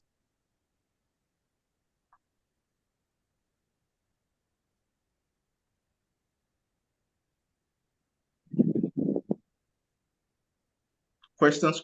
I'm still waiting for us. Any questions you want to ask the speakers? Yeah, I have a question. You want to ask? Okay, thank you. You can come forward, please. Okay. I want to sincerely appreciate both presenters for making a wonderful presentation, starting from Dr. Ichioma and Professor Latunji. So my name is Abdul. During the presentation of Dr. Ichioma, she make some example, maybe on when you have a problem with your supervisor. By the time you are assigned a supervisor after arriving in China, maybe after 6 months or so, you should be able to liaise with your school for the change in the supervisor. So, and having had Professor Olatunji presentation, he made mention of majority of the supervisor we have, the project we have here in China is supervisor-defined research. That means that the supervisor that acquired the PhD student basically on his own research. So having getting admission through that supervisor, for example, let me use my institution as a case study. All the application process and everything is being done by the supervisor purposely because he already assigned you to his particular project. That is basically what is happening in China. But if by the time you started with the supervisor, that particular supervisor that you have the admission with, and you have a problem, maybe after 2 months, after 6 months or a year, how is it possible to change that particular supervisor? I'm talking about the China experience. How can you change that supervisor and still maintain your studentship in that university? Is it possible to change that supervisor and still maintain your studentship in that institution? Thank you. Thank you. I got your question. Thank you for that exciting question. So I'll first call on Dr. Ichioma to try and answer this question. I think for his own, it's going to be very difficult. That's just the truth. Because, like we're saying, there are different approaches to coming to China. And that's why we are doing the seminar based that you have actually come in. But this caveat you are raising now is something, if anyone is here for the master students, you need to take precaution. Because for a supervisor-based project, it's going to be very difficult for you to change supervisor in that institution. So you're either going to lose automatically your admission and restart. I didn't come through CAS. I came in through Nottingham. So it was easy even when my supervisor left. The team now, that's what I was saying about who was funding me was different from who had left, who brought me. So I had to deal with the issue in the sense that I have to ask myself, will I follow who brought me or who is funding me? So it became a dilemma because who was funding me does not understand my work. The funding was supposed to be like a 50-50 thing. They were giving the Research Institute a platform to our Nottingham platform, and they were giving me a platform of learning on their own side. So you see, it was not a fix for me to solve.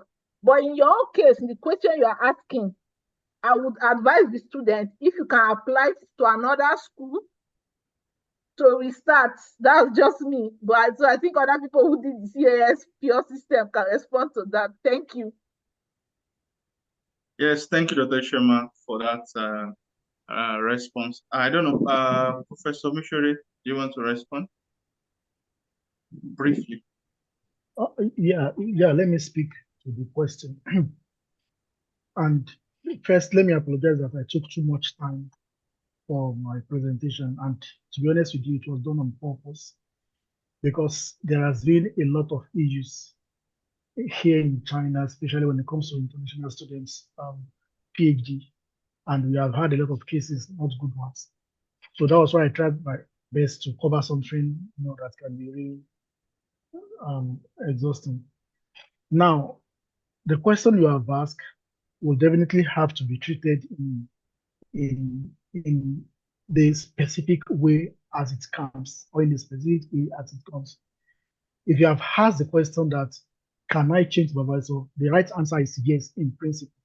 But don't forget that I told you earlier on that there are things that are in theory, but in practice, has the way they happen.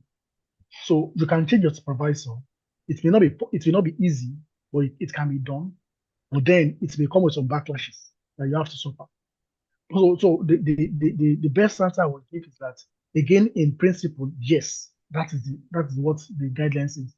But should I do it, has to be discussed by looking at what the student has in his own, situation, and what is the best way to move him on with that. We have seen cases of those who changed supervisor, even though project supervisor base, they changed, they finished, but they spent more years because they had to start new projects. We have seen cases whereby they changed, the new supervisor was able to, tolerate them working on their previous project, and they finished. They spent maybe 1 or 2 more years, but they still finished. And we have seen cases, a very recent case that I have, of someone that's changed. In fact, a master student, someone that's changed, the professor agreed, and at the very tail end, he said he doesn't know much about the project and he could not graduate. He had to go back home. Of course, not a Nigerian in this case. So again, I think the best way forward is that when such case arises, then it has to be treated on its own specificity. Thank you for that response.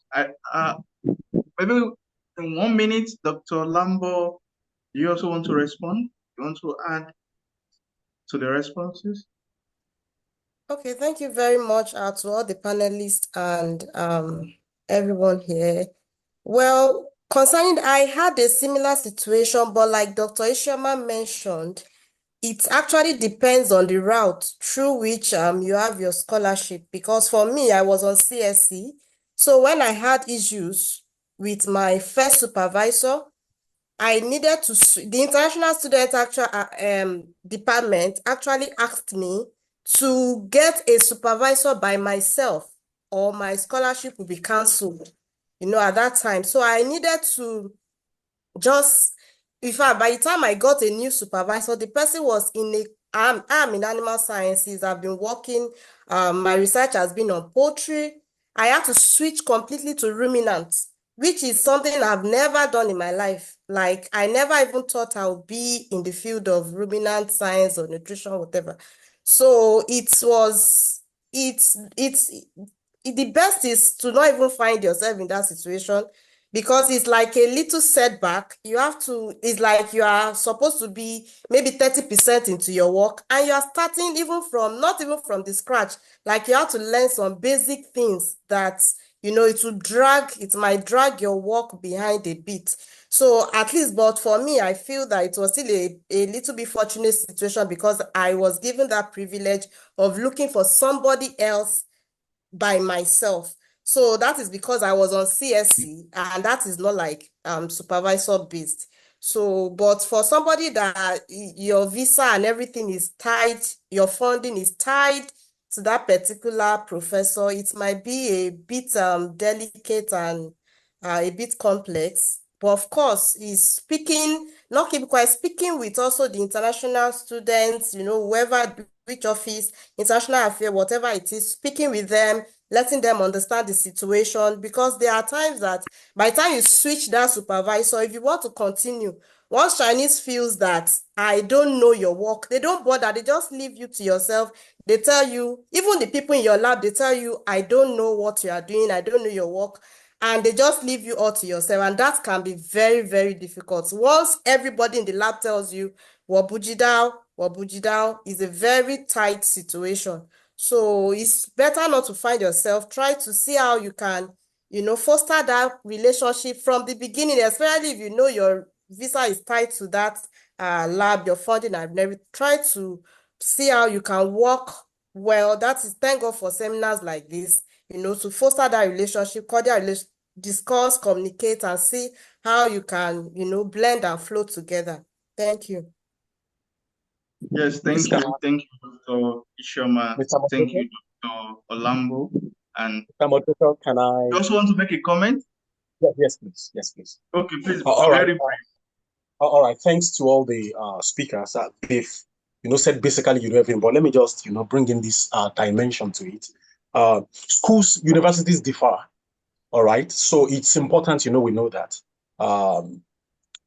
Also, what applies in University A might not be the same with University B. All right. Just as Dr. Lambo mentioned, in many schools or in most situations or most cases, they will ask you to find or look for a supervisor, another supervisor. All right. And it's important that we know that the international colleges of most of the institutions, maybe institutes or universities, don't have, in quote, any power on our supervisors for those that are just coming. So it's important, we know that. They don't have any power on them. In fact, the international colleges fears many of the professors, and they don't want to have any issue with them. So let us try as much as possible, coming back to what has been said earlier, to manage our relationships with our supervisors. But if we see that it's not manageable, some situations are not manageable, actually. Because I was privileged to serve as the chairman of Foreign Students Association, academic chairman in my university for 2 years. So I have, classical examples of some of these things, but because of time, let us try and manage the situation. And if we can't manage the situations, it is still possible to get, supervisor. Speak with other students, most especially if you have Foreign Student Association. Look for those who are trustworthy amongst them that can help network and liaise with other students in, different departments or in the department that you are involved in. It's very important, but people don't, have an idea of this oftentimes, and they just go straight to the international colleges. So let us try to speak with the students. In the university that I finished my program from, I know, an institute of our university that a professor specifically is there that loves to take African students, maybe that have been bullied by other professors, but people don't know. So once, people get the information, once they go to him, he takes them. And oftentimes it saves, the day. That is just, an example. So there are different situations for different, universities. But let us, try as much as possible to seek information from maybe some of your international student representatives or, some other students in the department, most especially senior students. And let us take note of this. Many a times, relationships among, professors, it looks like a cartel, all right? Once a student is having, maybe has an issue with his or her supervisor, it's sometimes very difficult to get accepted in the same department by another supervisor. So these are some of the pros and cons, but above all, let us, look out for strategic informations that can help save the day. But before it gets to that point, let us try as much as possible to manage relationships with, our professors or advisors. I think it's one of the things that has been mentioned in the webinar, as well. Thank you. Yes, thank you for all the responses. So we could say it's a situation that requires wisdom, tact, and in most cases you don't even want to go there, except if sometimes maybe where a PI is leaving an institution and going to another institution and is asking you, do you want to go with me or stay back here? That could still be a much better scenario. But when than us having direct conflict, with our supervisor. So I hope from what we've all had, we'll be able to have the right tool set to maintain good working relationship with our supervisors. I could see that Mr. Ifeanyi raised his hand. So could you unmute and ask your question? Okay, thank you very much. This is Ifeanyi Chukwu Michael, a master's student at the Nimo Institute of Materials Technology and Engineering. Once again, I want to acknowledge the organizers of this symposium online. It's quite a very interesting one. And I have just 2 questions. So a quick one to Dr. Isioma. Thank you, Doctor, for the talk you had given previously. And I would like to know, because there are some of these basic things that we do not want to talk about. Maybe when we say it, it seems like, oh, is that why you're here? You're not here for social life. But you know, take it or leave it. Subtraction minus, addition, subtraction, social life is also part of research too. And I would like to ask, how were you able to balance, social life and research, finding yourself in the midst of people or persons who socialize in fixed groups and, at some point, some resentment and, making it very difficult to even or almost impossible to have new acquaintances and all of that. So how were you able to marry this, this situation with research at the same time, stay, on a healthy track with your research? That's one. Then secondly, Dr. Lambo, I also have another question for you. And this question is on the aspect of predefined research you talked about. Just like what we are faced here, the predefined research is more or less like whatever we say, do it, So, and you agree with me that we have, different knowledge depths. We all have different knowledge depths, and most of the time, the beauty of science is when you have people you can communicate, you can talk these things, you can make some logical reasonings, you can also, create some kind of exchanges between colleague A and colleague B. That makes the science very interesting. But we have this kind of predefined research where you're just doing one thing, more or less like a slave kind of duty. And I'd like to hear from you. How were you able, or what was that one significant style that you used in order to win even up to postdoc and up to being a professor? Thank you. Okay, I think one of the first things, like when I started my presentation, I talked about who are you.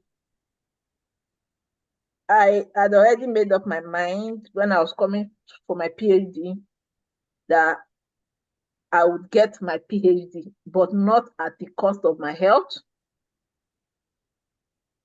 because I needed my health to use the PhD certificate.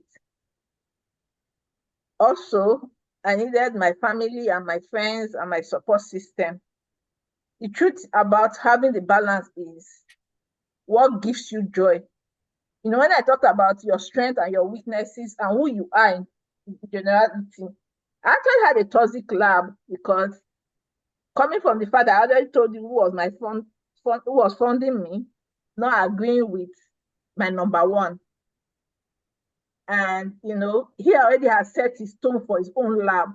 So the people in the lab before I came saw me as a threat, like, oh, this one is coming from a bigger position. And so, but I didn't even know about this. When I got to know about this threat was one of the days we were talking.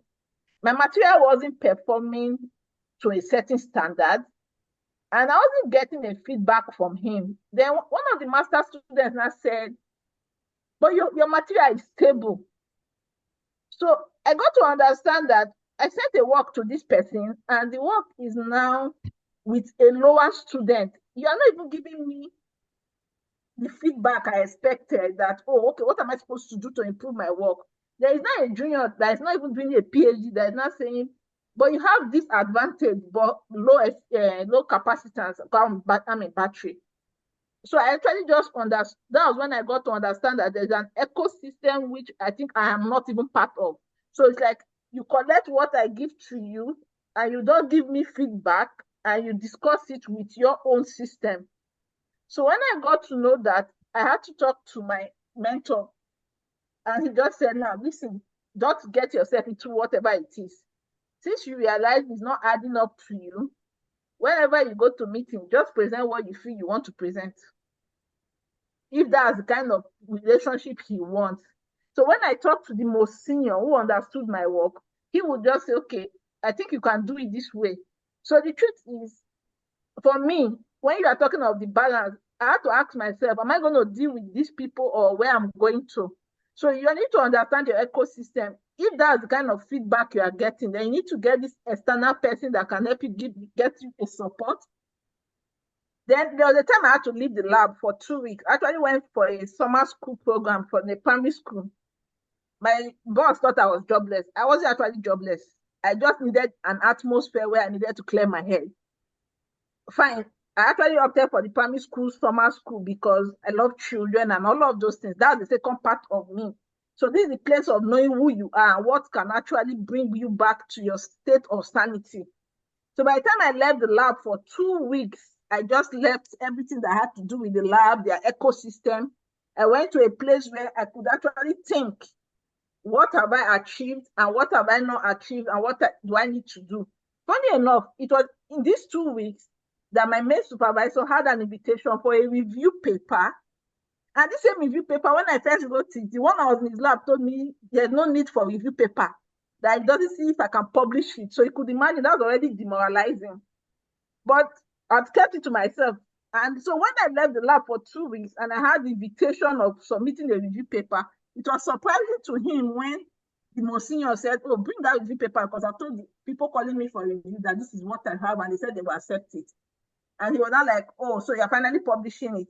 So that could even tell you the way the toxicity was. But the question is, you as a personality yourself. So me, I had to take my time away from the lab to get my own sanity. And I was always eager to go to my mentor's place to be able to get my own sanity. I didn't want a situation where at the end of the day, I finish a PhD and I'm depressed. So it is your responsibility, and that's what I would say, to create the balance. Make sure your health, your social cycle.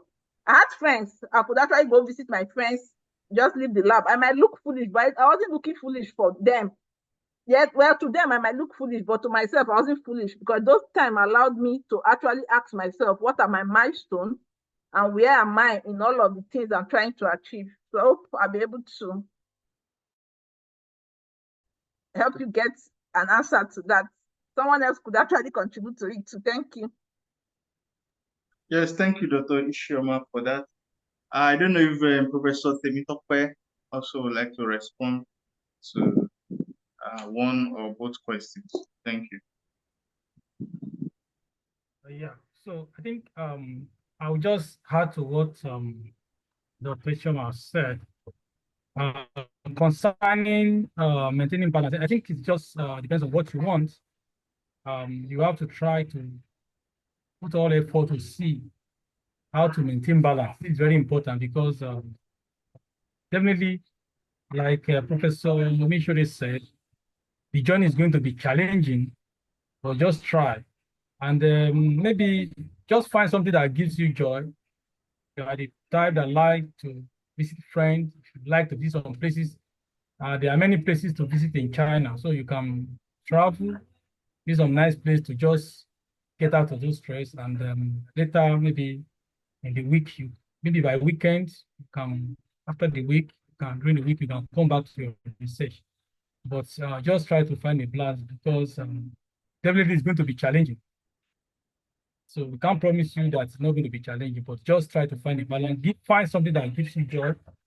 If you are the type that loves to pray, you can seek divine intervention. Talk to friends, talk to senior colleagues who have also passed through such. So I think that will be helpful for you. I think the second question, I think that is directed to Professor Mishori, if I'm correct. I think I will not speak on that. Thank you. Yes, thank you for that response, Professor Timtope. So, Professor Mishore, I don't know, can you also give some response to the question in hand? So please pardon me, I actually did not catch the question. Okay, the second question was talking about having predefined, when you're in a state of, there's a predefined research, and then you, the student to work on this predefined research, maybe has does not have the requisite or enough skill set or something like this. I could call on Mr. Ifeanyi to Question reiterate again? the second question. Can I take the question again? Yes, Please, yes, please, please. yes, okay. Okay. Actually, that question is, centered on the talk you gave, where you made mention of predefined research. And oftentimes, it's more or less like within the ambit of whatever we say, do it. So for myself, I consider it as, something that is more or less like putting you under servitude, do it, don't ask questions, just keep doing it. Now, the beauty of science is in some of these logical reasonings we make. When we interact, we give some kind of logical ideas, we exchange this knowledge, and but at some point, the knowledge exchange may be considered as threatening. So I would like you to give us that one secret or that tip that you were able to, adopt in order to win the whole situation. Because take it or leave it, it doesn't apply to all segments, but it can help my own situation. Yeah, it may not necessarily apply to all, it may not necessarily be workable in all scenarios, but it can help my own situation. So I would like to hear from you that one specific tactics that you were able to adopt in order to, secure a win-win situation from your master's to PhD to postdoc up to this professorial level. Thank you. Okay, yeah, thank you very much for the question. And what would the scenario you have played is something that is not uncommon here. Like you have said, you're experiencing it. I think many students also do experience this. Let me add something more to it. It's in the situation whereby you have your supervisor tell you, do this. You don't have the opportunity to actually do other things. And then you are still not getting the guidance on how to do this. Now, this is more difficult. You are to do this, you are not getting guidance on how to do this, and yet you are not allowed to do something else. So I think the way out, for example, in my own case, is if I find myself in this situation, what I would advise is one, try as much as possible to look at how you can re-engineer your projects or that specific aspect of your project, in the sense that look at the skills, the basic skills that you have, for example, in your previous researches or degrees, that you think you can bring to that project that will help you on that project. So to that, you will definitely not need much from that your supervisor on how to do that. And at the same time, you will be doing what he or she wants you to do. That's one. Secondly, is that there may be also scenarios whereby, especially if you're working on an emerging topic, whereby your basic skills does not directly apply. I think you will have to stress yourself a little bit by taking more than one project at a time. Because at the end of the day, the whole game is going to be a blame game that comes back to you. It was your PhD. You are playing. This is what they're going to say. You did not finish your PhD. This is what you hear. So now you just have to play the game back, look at ways via which you will not be, at the full receiving end at the end of the day. So then find a way to stress yourself. If it requires you working at night, take a second project or an activity project or a task that may not necessarily be directly related to what you're working on, but at least still part of the larger scope that you think you can do. And I think, yeah, working on that may also help you, even if it requires you collaborating on that second project, for example, with your peers who may not necessarily be in China. I'm not sure if I was able to Okay. answer. Okay. Still contribute. Okay, that's a good one. Thank you. The backlogs may be very. Can I just? Yes, definitely to stress you. Okay. Ifeanyi, are you okay with the answer, or do you still want to give a follow-up comment? Yeah, I will also appreciate follow-up too. Yeah. Please, can I, moderator, can I Yami is saying something. Moderator, can I just Okay, you can go on, Dr. all right, thanks. Thank you so much. Let me share a personal example. I had a background in exploration, geophysics, petroleum, minerals, anything under the ground that's maybe earth resources. I can bring it out. But when I go to China, it was entirely different. Seismology, earthquakes, and I knew no jack like a nursery school student, you know. So personal experience, personal example. Please, if you're in that situation, act foolish, humble yourself, and be ready to take I don't know how to be ready to take the poo. What's it called? I don't know how to express it in English. In my local language, they call it po.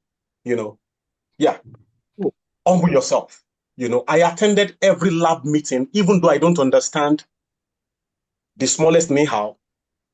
And my advisor got to a level. He just called me one day. He said, "You don't understand what we are doing here, and you keep attending." He said he's always challenged, by this. Do you know that he assigned someone to me? He assigned an associate professor, to me, that held me by the hand and was taking me through step by step. And also one of my senior colleagues, that we came from similar background, tap me and wake me up any day, anytime. I can tell you how to acquire that data, and bring out petroleum. All right. But what we are doing here, I can't type a line, a 2-word of code. That's a 2-word, of maybe command on Linux, which I've been using for the past 5 years now. But please, my senior colleague, advised me that go and meet your advisor and tell him you don't know anything. Never mind, they might call you names or whatever. And that is what many of us don't want to do because of where we are coming from. We are Nigerians, at least majorly here. We don't like taking shit. That is just who we are. That's why they call us proud. They call us arrogant. They call us opinionated. They call us names. That is who we are. We can't change that. But if there's an adage, from where we came from, that if your hands has not touched the handle of the sword, you don't demand for the death that killed your father. All right. I knew what I came here for. There was a time I called Professor Samuel and I told him, I said, Prof, we're just discussing, and I said I can't go back home. And some of my friends are here. I said I can't go back home. So, let's humble ourselves and let's be open. I don't know anything. I learned from undergraduate students. I learned from master's students. When I saw the recommendation that my professor, has been writing for me in recent time, I'm always shocked. I'm like, Professor, are you sure this is me, on the recommendation letter? But that is the reality, But it is not the same thing for some of my international student colleagues from other countries. So, and this boils down to some of the things that the facilitators, had mentioned. I had mentors, so to say. I had a former international student that had gone through my professor, my senior colleague during my master's, and he told me, what to do, and it worked. So let us ask questions. Let us be humble. Let us be humble. Let us present ourselves as if we don't know anything. There are situations whereby, from the little we know, we just want to argue with some of the professors. Please don't argue. Let us try, to present ourselves as if we don't. And also, let us engage ourselves, and let us play their politics to academic research in China. Sometimes they just want to see you sitting on your seat in the lab, even though you are not doing anything. I think these are some of the areas we should touch. All right, these are non-formal. These are the non-formal tiebreakers. Yeah. Let us play the politics. Let us do the guanxi part of it. Yeah, the guanxi part of it is also you scratch my back, I scratch your back. Pour cold water, on the floor, and you will match, the wet floor. Once in a while, why not, just buy some fruits or some candies Give it to your lab mates. They will teach you what you don't ask them. It worked for me. They Yes. will teach. Sometimes they will come to your table and they will, what are you doing? Some of them have done some of the things we are doing in PhD during their undergrads. So in addition to, all the technical part that we've listened to, some of us don't, we are all here, some of us by God's grace, we don't know Jack when we came here. But here we are today, we are doing independent projects now. So these are some of the things. They look subtle, they look very small, they look very, insignificant, but let us try and do some of these things. Some of our professors, they are not devils. All right. Once in a while, this holiday, have we sent messages to our professors? Happy holidays, regards to your family. So there are a lot of things there are a lot of doors that will open for us. Please let me just round up on this note. I never knew my departmental secretary is my professor's wife. I never knew. And this woman sees me every day, but my professor is in another city. He's the director of a CAS institute. In fact, I never knew my professor is a CAS academician until last week. And I was with him for 5 years. There are just two of them all over China. Yeah, I never knew. I just knew last week in another city that, I've just resumed, work. But these are the way some of these people are some of them are discreet and very humble. So I never knew. So all the little guanxi, I greet the secretary, I greet them, I ask for the appropriate words. Some of these small things, they advised me, to do them, and I did, and it worked. So these are some things that also work. All right. So till tomorrow, I still enjoy the goodwill of my professor. So I still enjoy the goodwill of my former lab people. I send things to them, they solve the problem, and they send back to me. So some of these things look subtle, they look insignificant, but also we can try. We can try and, Okay, thanks a lot. Thank you so much, Dr. Yomi. I can see that Professor Latunji's hand is raised. Please, you can come up very quickly. We want to put the Thank you very meeting much, and to close very apologies soon. for talking again on this question. Actually, I would like to, just expatiate a bit more on what Dr. Gaz just said now. I think I would like to emphasize that it is very important to know your supervisor before approaching on anything. Try as much as possible to know the nature of your supervisor. What works for supervisor A may not work for supervisor B. So there are no, imprinted rules. For the fact that someone can go to his supervisor and express this does not necessarily mean that everyone can. So I think the best thing I would just say here is that don't just, assume here that this is how it should be. Try as much as possible first to study whom your supervisor is, his nature, and then based on what you have observed, you can now act. I think I would just put it that way. Thank you so much. I appreciate it. Yeah, thank you so much to all the respondents for doing justice to that question. I believe we don't have any other question. I guess we all have. There's a question. Someone raised a question. That in the chat? Yes, in the chat, I saw it. The person said he's finishing master's and he wants to take up a PhD. The teacher is saying, let me read it so I don't make a mistake. He says, I'm a MSc student in final semester. I'm planning to apply for PhD. My supervisor advised I should apply CSC.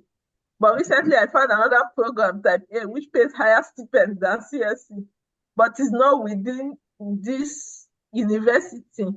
Should I stick to CSC or try that one? Oh, this is a practical question. Let me start with Dr. Lambo Mutolani. Please, can you offer some insight to this question? I'm sorry, I'm even trying to look for the question on the chat. I can't see it. I'm not really clear about I also could not see it, but I only had Dr. Sharma reading it. Probably you can read it again. Okay. Yeah? The question is about, there is a student who is finishing from a lab, finishing MSc. Okay, and the student intends to do PhD. Is an MSc advisor wants him to do PhD at his own lab and urge the students to apply for CSC scholarship. Okay, the student finds out in another university, different from where he's rounding off his master's, another university, he can actually apply for a much better scholarship that gives him a higher stipend. So now he's in between two opinions. Should he stick to his supervisor who only recommended CSC scholarship, or transfer to the other university where you could apply for much, better scholarship, something like this? Well, to answer that question, I believe that we have different reasons for what we do, isn't it? We all have different reasons. We have different things that motivate us. Okay, so it will still boil down to what the person wants, what you want personally. Of course, I used to tell people that want to come to China for Arabic postgraduate, that if you are looking for money, don't bother to come to China. Like, if the reason why you want to jackpot for, for the money, don't bother coming to China. Of course, maybe if you are in management, you want to do side hustles or whatever. But if it is, you feed, yeah, you'll be fine. But that one is to keep your body and soul together for you to focus on your work, not like you want to go and build mansion somewhere, you understand? So, but the reason why I said it's a personal thing is because personally for me, I would recommend you stay put in your lab. Why did I say so? The reason is because usually when you start a PhD, sometimes for me, it's maybe for some people I've also met, for those of us that have to work in the lab, like hands-on, it takes nothing less than 6 months, even some people a year. They are still trying to find their footing in that lab. They are even still trying to understand what exactly is going on here, like to understand what is going on within that system, to find themselves, to get, before you not talk of even doing your own work. So if you have spent like 3-4 years in that lab doing your master, of course, I think masters in China is almost 3 years or thereabout. So you spend 3, so you already have the rapport, and your professor is a good person. You worked with him, you understand each other. I'm very sure that most likely your PhD will be like a progression of what you've been doing before. So most likely within the first 2-3 years, it's likely that you've even done 70% of your work, like is a soft landing for you for your PhD. But on the other hand, sometimes also people switch because maybe they feel the research I'm doing in this lab, like for me, for example, my university, I've heard people say that in terms of the facilities, if you switch to cars and all those, you gain more experience, you have more opportunity of maybe international travel. So it depends on what exactly you are looking for. If you feel that staying back in this lab will help you to, move fast with your PhD work, it's up to you. If you feel that you are already bored in that lab, or you just want to have a new experience, like you said, maybe the money, well, it's still okay. It still boils down to you. Okay, so it depends. And it's better to also research well that other place you are going to, because I've seen people who have told, like when I wanted to do my postdoc, there were many things that were said verbally by some professors that, don't worry, this one, that one, they give you a lot, they say, oh, there's going to be funding for this, you have additional stipend, as long as it is not written on paper with a red stamp. Don't even plan on it at all. You understand? Don't even, if it is just by words of mouth, it is not written, it is not stamped, you can't see any documentation, no contracts have stated it. Better do your research well, be very sure, ask questions, be very sure, because sometimes the grass looks greener on the other side. It's not always greener. So it's better to check well. Probably somebody else might have a better opinion. Yes, thank you, Dr. Olambo, for that response. Quickly, I could see that 3 people have their hands raised.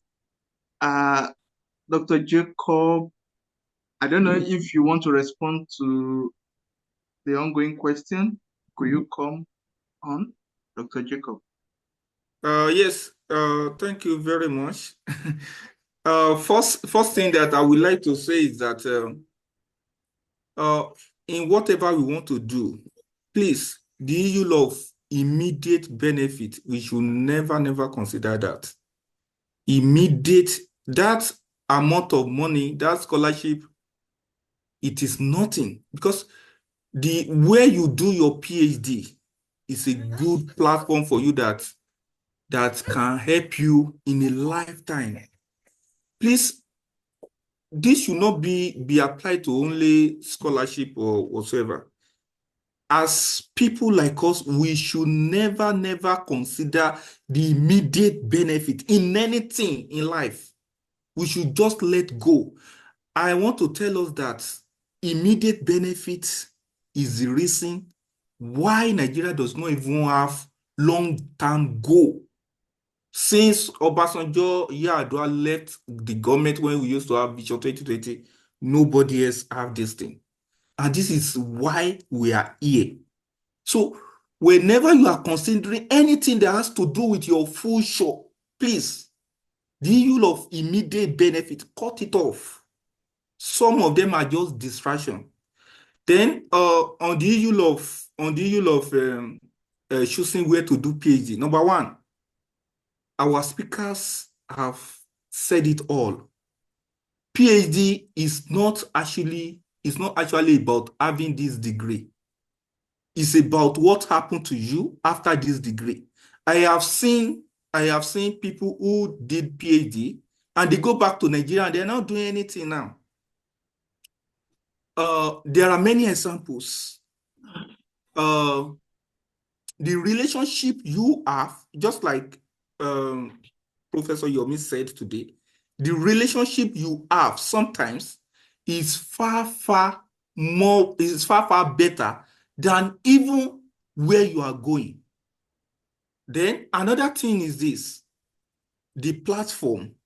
Now, where you want to offer that PhD, they pay more. Is it a high ranking compared to where you are? So these are factors you just need to consider. For example, if somebody is getting scholarship in CAS and somebody is getting scholarship in a university here in China that is not among 211, that is lower than 211, maybe we know what 211 university is. I will advise, if it is based, if you've analyzed everything and if it's on that ranking, please just go to CAS, because CAS is well funded and they have more connection with industries, companies, and that. So these are things we need to consider, not just money. Money is the least, because this is your future and you cannot afford to miss the best part of after your PhD in exchange to what you will get within the PhD. And who tells you that when you get to a particular lab, you will not get more benefit? You can't say, because where I did my PhD, I wasn't so much into research that is that opened. So I do go to some places that are well monitored, that even the Chinese national doesn't have access. So a lot of work that I did, and anytime I go there and I come back, they pay me some money that is not even on record. So these are things that are different. So what we do is different from each other. So we need to consider long-term goal. So I had different opportunity as well before my PhD, and I actually came to China as a kind of adventure, and I didn't know anything about China, but when I came here, I enjoyed it, and I had a wonderful time. And even when I had another postdoc, I got outside China, I also got here, but I prefer to come here again because of some of the things that are there. So this is just my advice in time. my advice is focus on long-term benefit, not the short. That money, please just forget about it. Like our doctor has said, you've developed the relationship, you know some of their behavior there. So if you don't like it, then you can make decision and go to another place. So don't consider the money. The money is the smallest part of it. Thank you very much.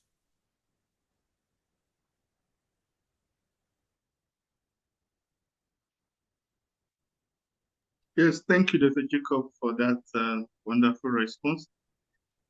As we are winding off and gradually coming to the end of this webinar, I can also see that JP hand is raised, as well as Dr. Emmanuel, right? Good day. Okay, come on, JP. I just want to say something very briefly. My name is PTG.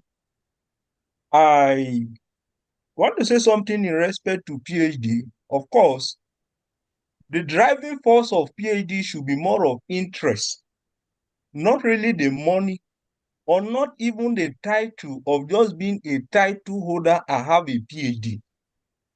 Now, if the driving force are these two things, there is every tendency that you are going to pay heavily for it. Right from starting from when we launch the application into the program, it is also very important that you look at your area of research interest. Not just because you have a master's degree in one course and you see a PhD somewhere, because it is an opportunity where you get a higher pay, you venture into it. The truth be told, since you venture into it, either probably because of money or because you want to have a title, be also ready to pay the price as well. These are some of the things that lead to major reasons why people face challenges at the cost of their PhD program, even master's program.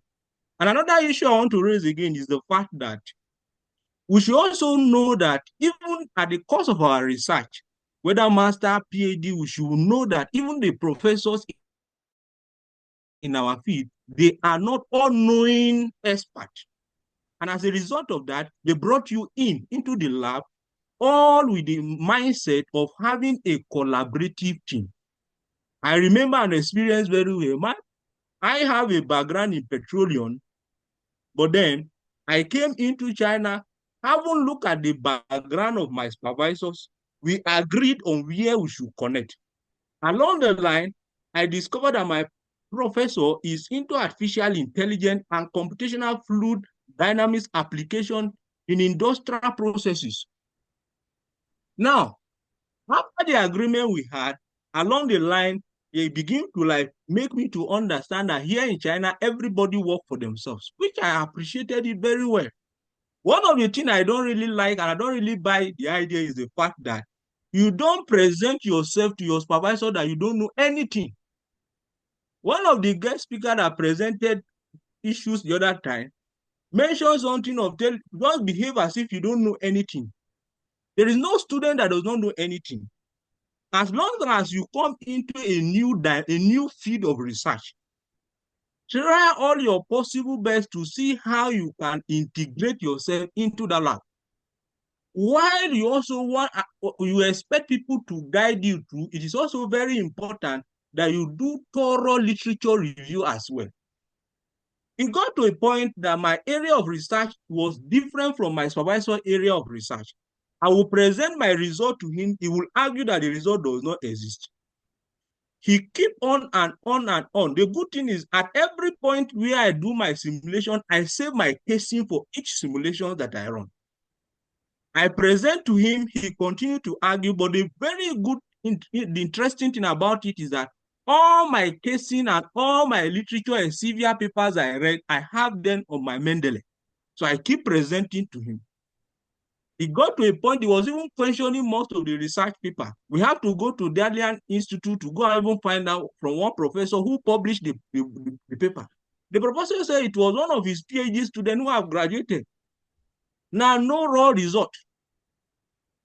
As we continue to progress and progress, It got to a point, we went back to the work again, rerun the simulation, different casing again. At the end of the day, we arrive at the same result. When we arrive at the same result, that was when my supervisor agreed that, okay, I can now graduate. The day after presented that I should put him for PhD under him, and I refused. And I gave him my reasons for that. So we should also try all our possible best to understand that though he may be a professor in his field, a professor is just a tiny aspect of his research. And the reason why he's bringing you into that area is that you also add value to that research field, not necessarily come in and become a burden to him. It is very important. The last thing I also want to say here is the fact that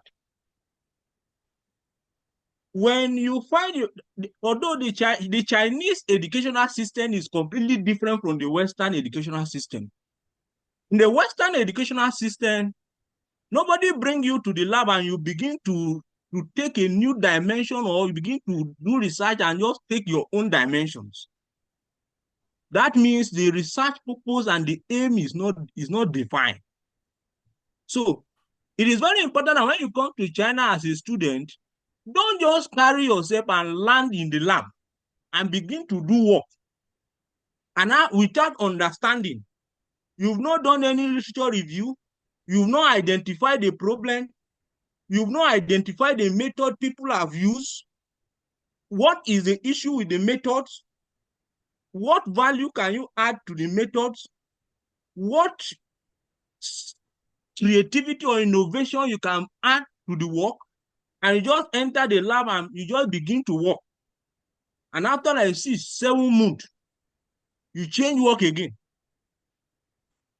As you continue to do that and you continue to waste the professor reagent, if I'm a professor, I will not take that rubbish from you as well.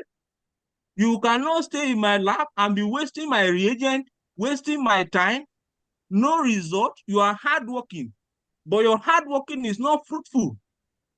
You will not continue like that. I will not accommodate you in my lab.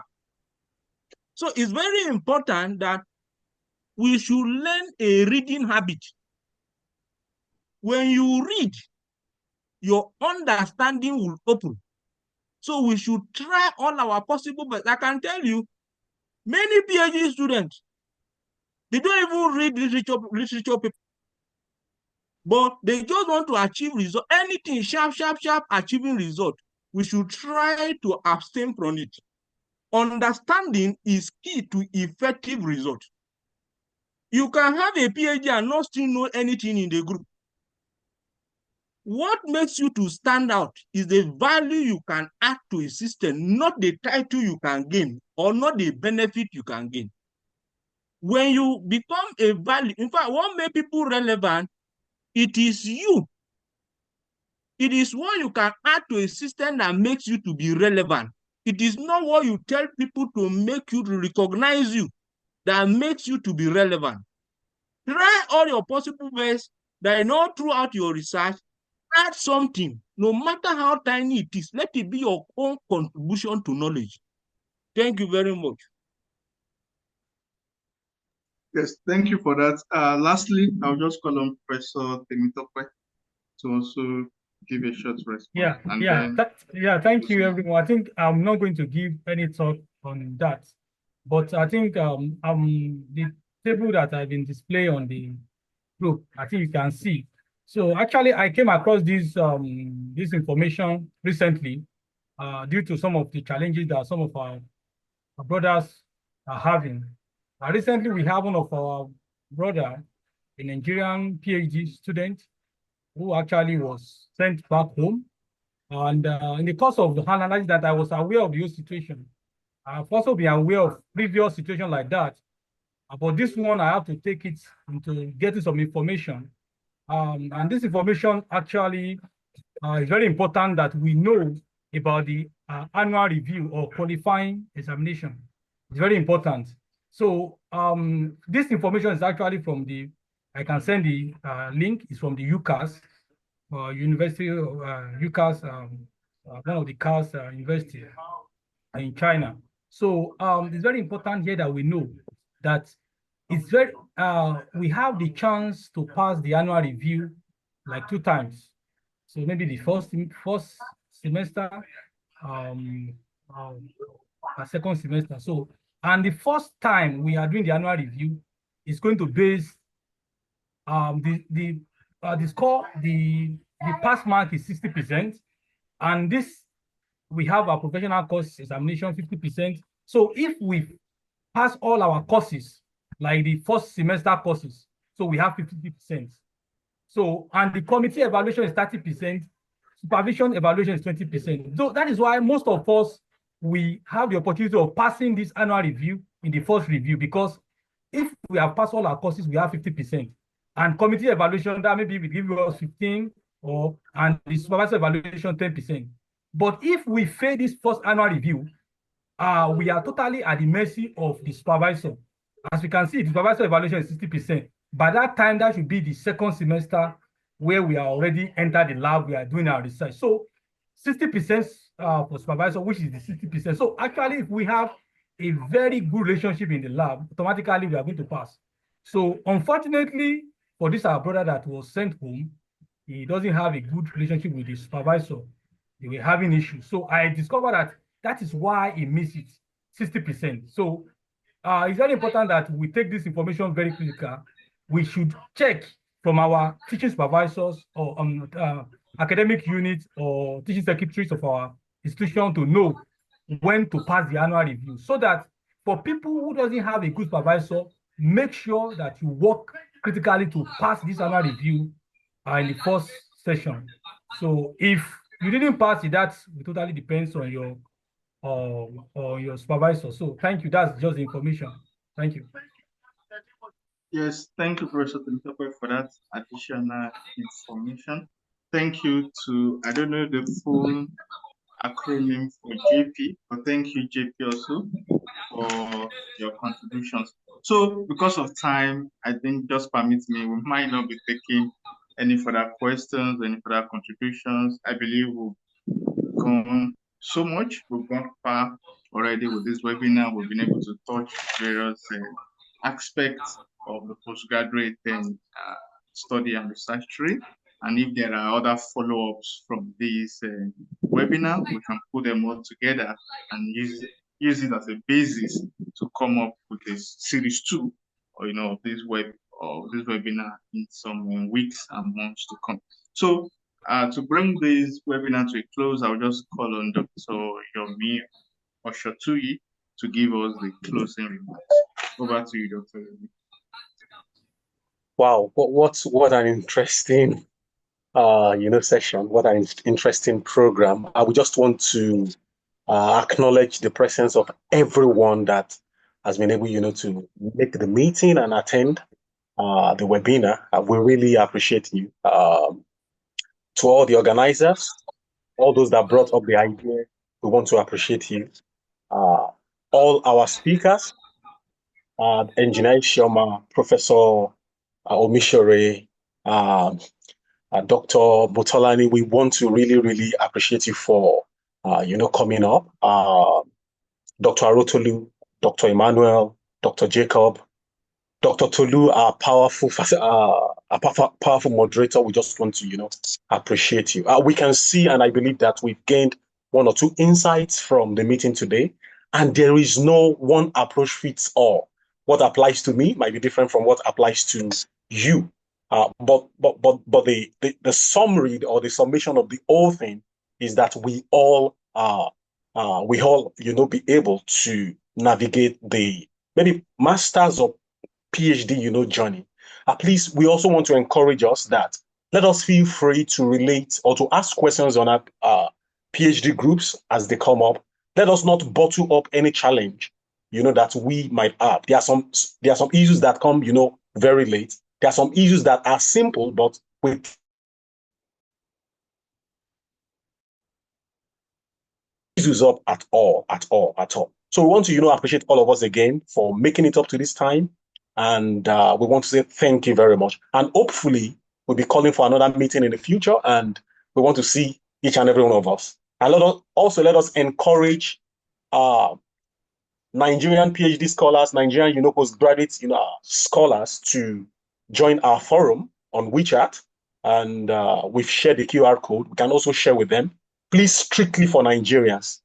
If we suspect anyone is not Nigerian, we will conduct a short interview and maybe kick them out.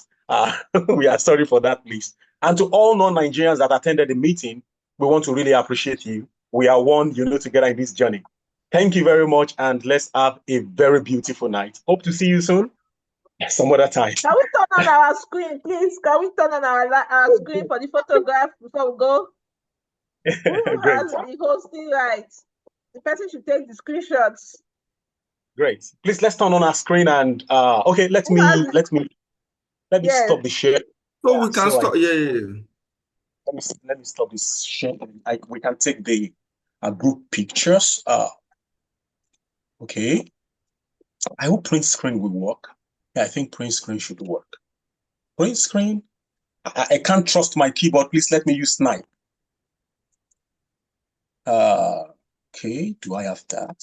Please, just a moment. A moment, please. I can't talk. Oh, can you see? I don't think I can trust my.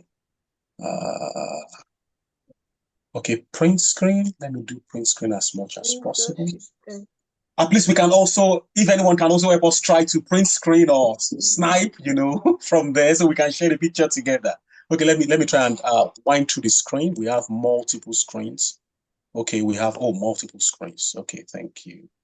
Screenshot, print screen.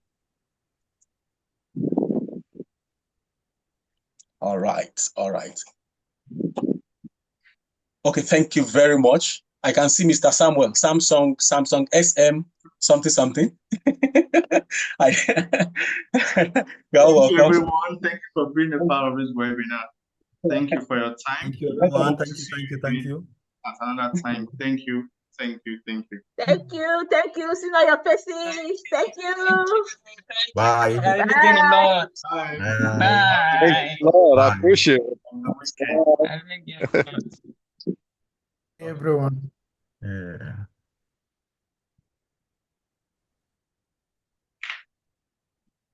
Professor Arutolu will greet you, sir. Professor Lambo. Well, sir. Well done, sir. Good to see you, man. Good to see you. Thank you for making it within the very short notice. Thank you for the invite. Thank you so much. Dr. Mrs. Lambo, thank Professor you. Arotolu, thank you for forgetting me in this corner. You see, I'm hiding my face. I'll return your call immediately. Well done, sir. Yes, ma'am. Thank you, ma'am. Thank you. Good night there. Enjoy your day. Yes. Professor Jacob, good evening, sir. Good evening, sir. In fact, will I be able to recognize you if I see you face to face? I always recognize you now. You are not a big professor. No, you are a big professor now. You that you always hang around under the tree beside the lab under law faculty. Dr. Shoma is calling already. I need to get out of Zoom. Good to see you, sir. I will always recognize your face. Maybe 100 years.